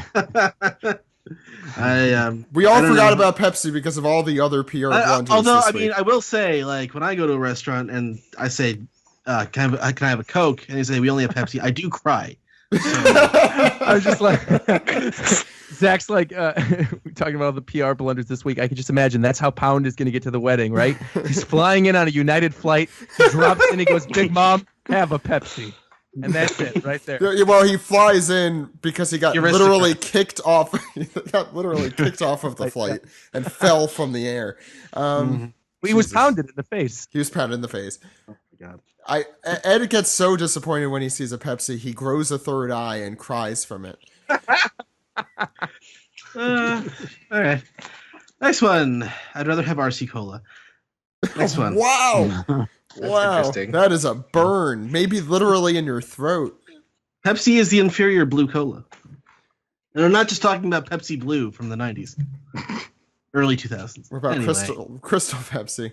That's All right. That's all I got. Yeah. Next one comes from Drew Bebo. It says, who has the coolest ship in One Piece? Also has the coolest flag.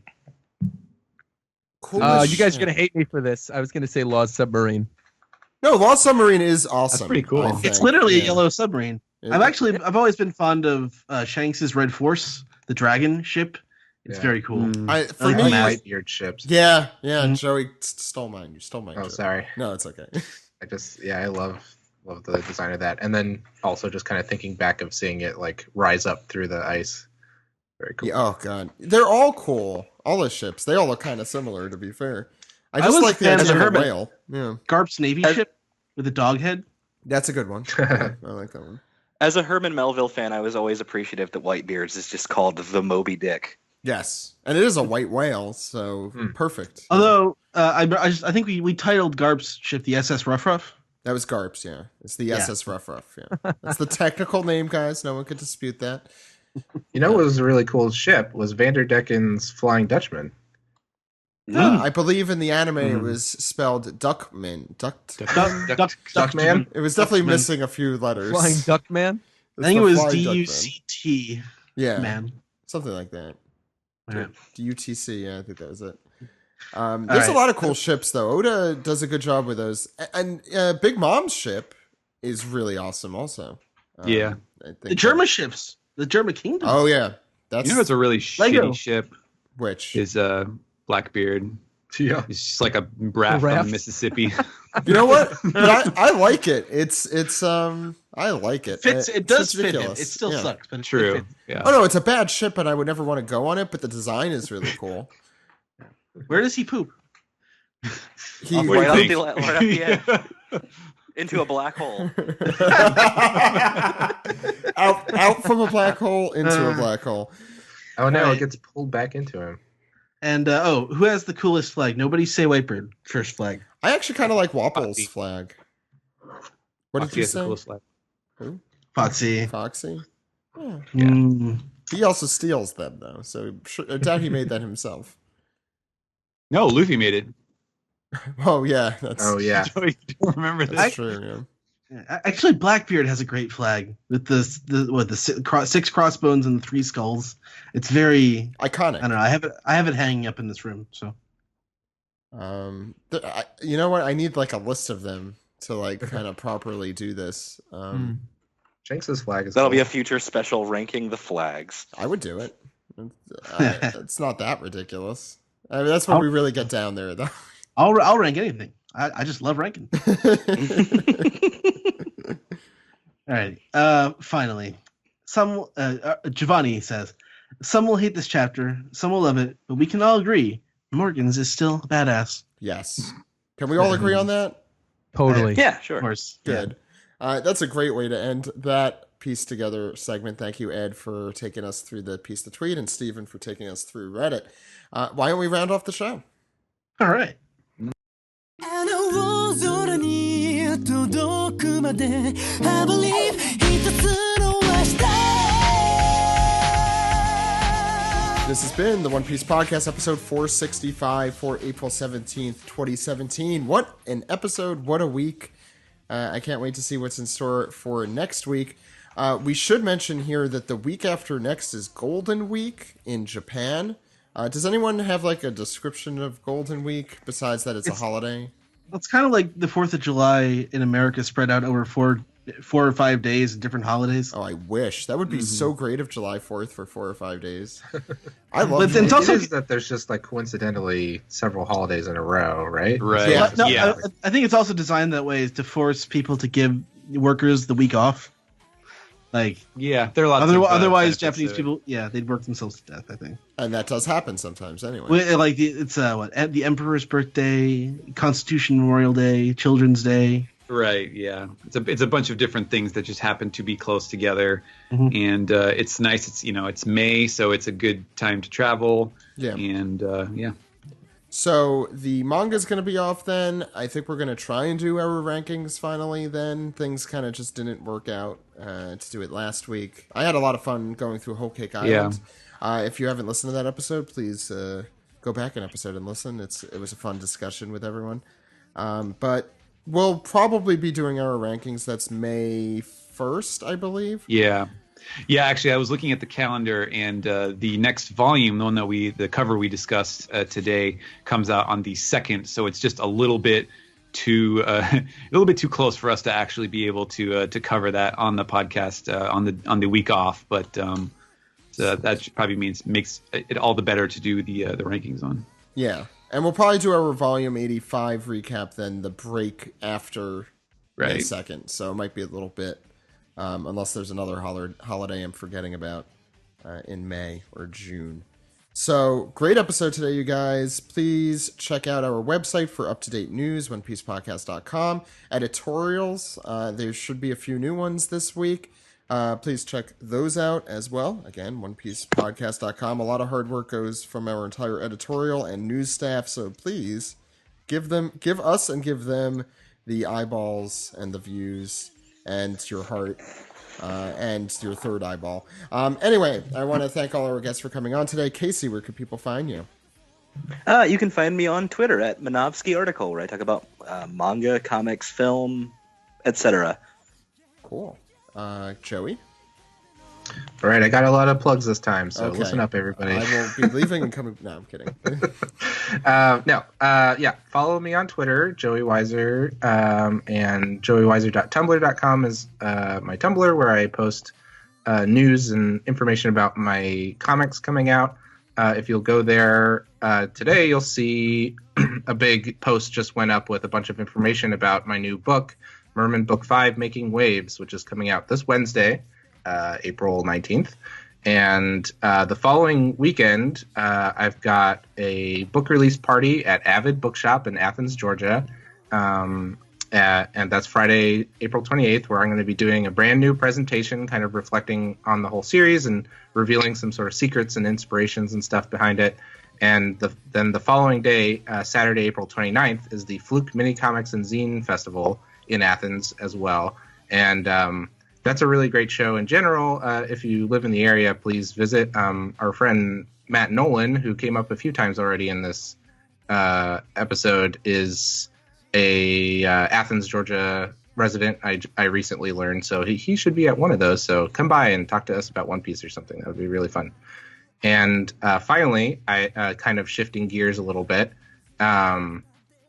Listen to my podcast, Toho Yaro, that I do with Alex, who's on One Piece podcast from time to time, and our friend Scott. Our most recent episode is about Truck Yaro, that we sort of partially named the show after, and has some One Piece connections as well. That was a really fun episode. I hosted that one in particular, and that's a movie series that I like a lot. So please give it a listen. Even if you haven't seen the movies, we tried to structure that one especially to be no viewing necessary, because that one's a little hard to see. And then next month will be Dead or Alive, the Mike movie. So yeah, please Not and the follow. video game. No, not related to that at all. yeah. So Toho Yaro has a Twitter as well and a Facebook account. So find them and like it and stuff. Yeah, please do. It's a great podcast. Make sure to go out and listen to that. Also at tohoyaro.onepiecepodcast.com. Yes. How could I forget? It's fine. Yeah, I don't know how, but you did. No, it's okay. I'm really tired right now, but Steven, where can people find you? You can follow me on Twitter at Translatosaurus, talking about translating topics and manga and pictures of my cat. Roger. Yeah, I have quite a few plugs this week too, so bear with me. First off, you can find me at Rogers Base on YouTube, on Twitter, and on Instagram. And notably, I will be at C2E2 this upcoming weekend in Chicago. I'm actually hosting a Nintendo panel, not a One Piece panel, but I feel like there's a lot of people who cross over and like both Nintendo and One Piece. And if you're there, of course, you could talk to me about One Piece anything if you see me. I will be there all 3 days, C2E2 Chicago. And I just found out today I'm going to be a guest at Anime Central as well. I'll be doing a meet and greet there, and I will also be helping to run the One Piece cosplay meetup at Anime Central as well, too. So a lot of cool stuff coming in the works, different conventions I'm going to be going to. And then following that, right now is sort of like my convention season. So I've got C2E2 this weekend, Anime Central a few weeks after that, and then it's going to be E3, and then Anime Expo. So, and I think I'll be doing a run-in on the Anime Central appearance. I might go for at least a day. We'll see. Well, perfect. Yeah, perfect. Yeah. I live like 20 minutes away. I kind of have to, don't I? Yes, you're actually contractually required to go in. Ed, where can the good people find us? Well, you are Zach. Yeah, you are Zach _Logan on Twitter. I am Edward E. Festizio, and I'm still going through the 100 great anime movies as ranked by Paste Magazine. I've been going a little slower than I have been last month, but this past week I did check out Spriggan, which wasn't very good, honestly, and Robot Carnival, which was much better. It's a great sort of Katsuhiro Otomo helmed. He was the producer on the sort of robot themed short film compilation, and it was really good. Some of the segments were really good. Some are better than others. All of them are pretty good though. But as for the podcast, you can check out OnePiecePodcast.com, Twitter.com, YouTube.com, and Facebook.com/One Piece Podcast. One Piece Podcast is our Skype name. OnePiecePodcast@gmail.com is our email address. Reddit.com/r/One Piece Podcast. Leave us some piece together there. And you can help us out monetarily. Patreon.com/One Piece Podcast. Get every month we have the extra episode, the bonus episode, and we'll also read your name on the podcast, which we should be doing probably next week. Well, I just want to cut in there. Our March episode is still not out, and that is in part because I have been moving, just got a dog, lots of other things have been happening in my life. But we'll probably release it as one giant episode, March and April. They're really good exclusives and outtakes and stuff. So I hope to bring that to you guys as soon as possible. and I apologize for the delay. But yeah, we'll do our read through of names, our reading of the names next week. Ed, please continue. Yes, you can subscribe on SoundCloud, subscribe on Google Play, subscribe, rate, and review on iTunes, or call us on our phone number. Zach? And that phone number is 347-497-MAJI. Maji. That phone number again is 347-497-6254. Call anytime. Oh, No one else?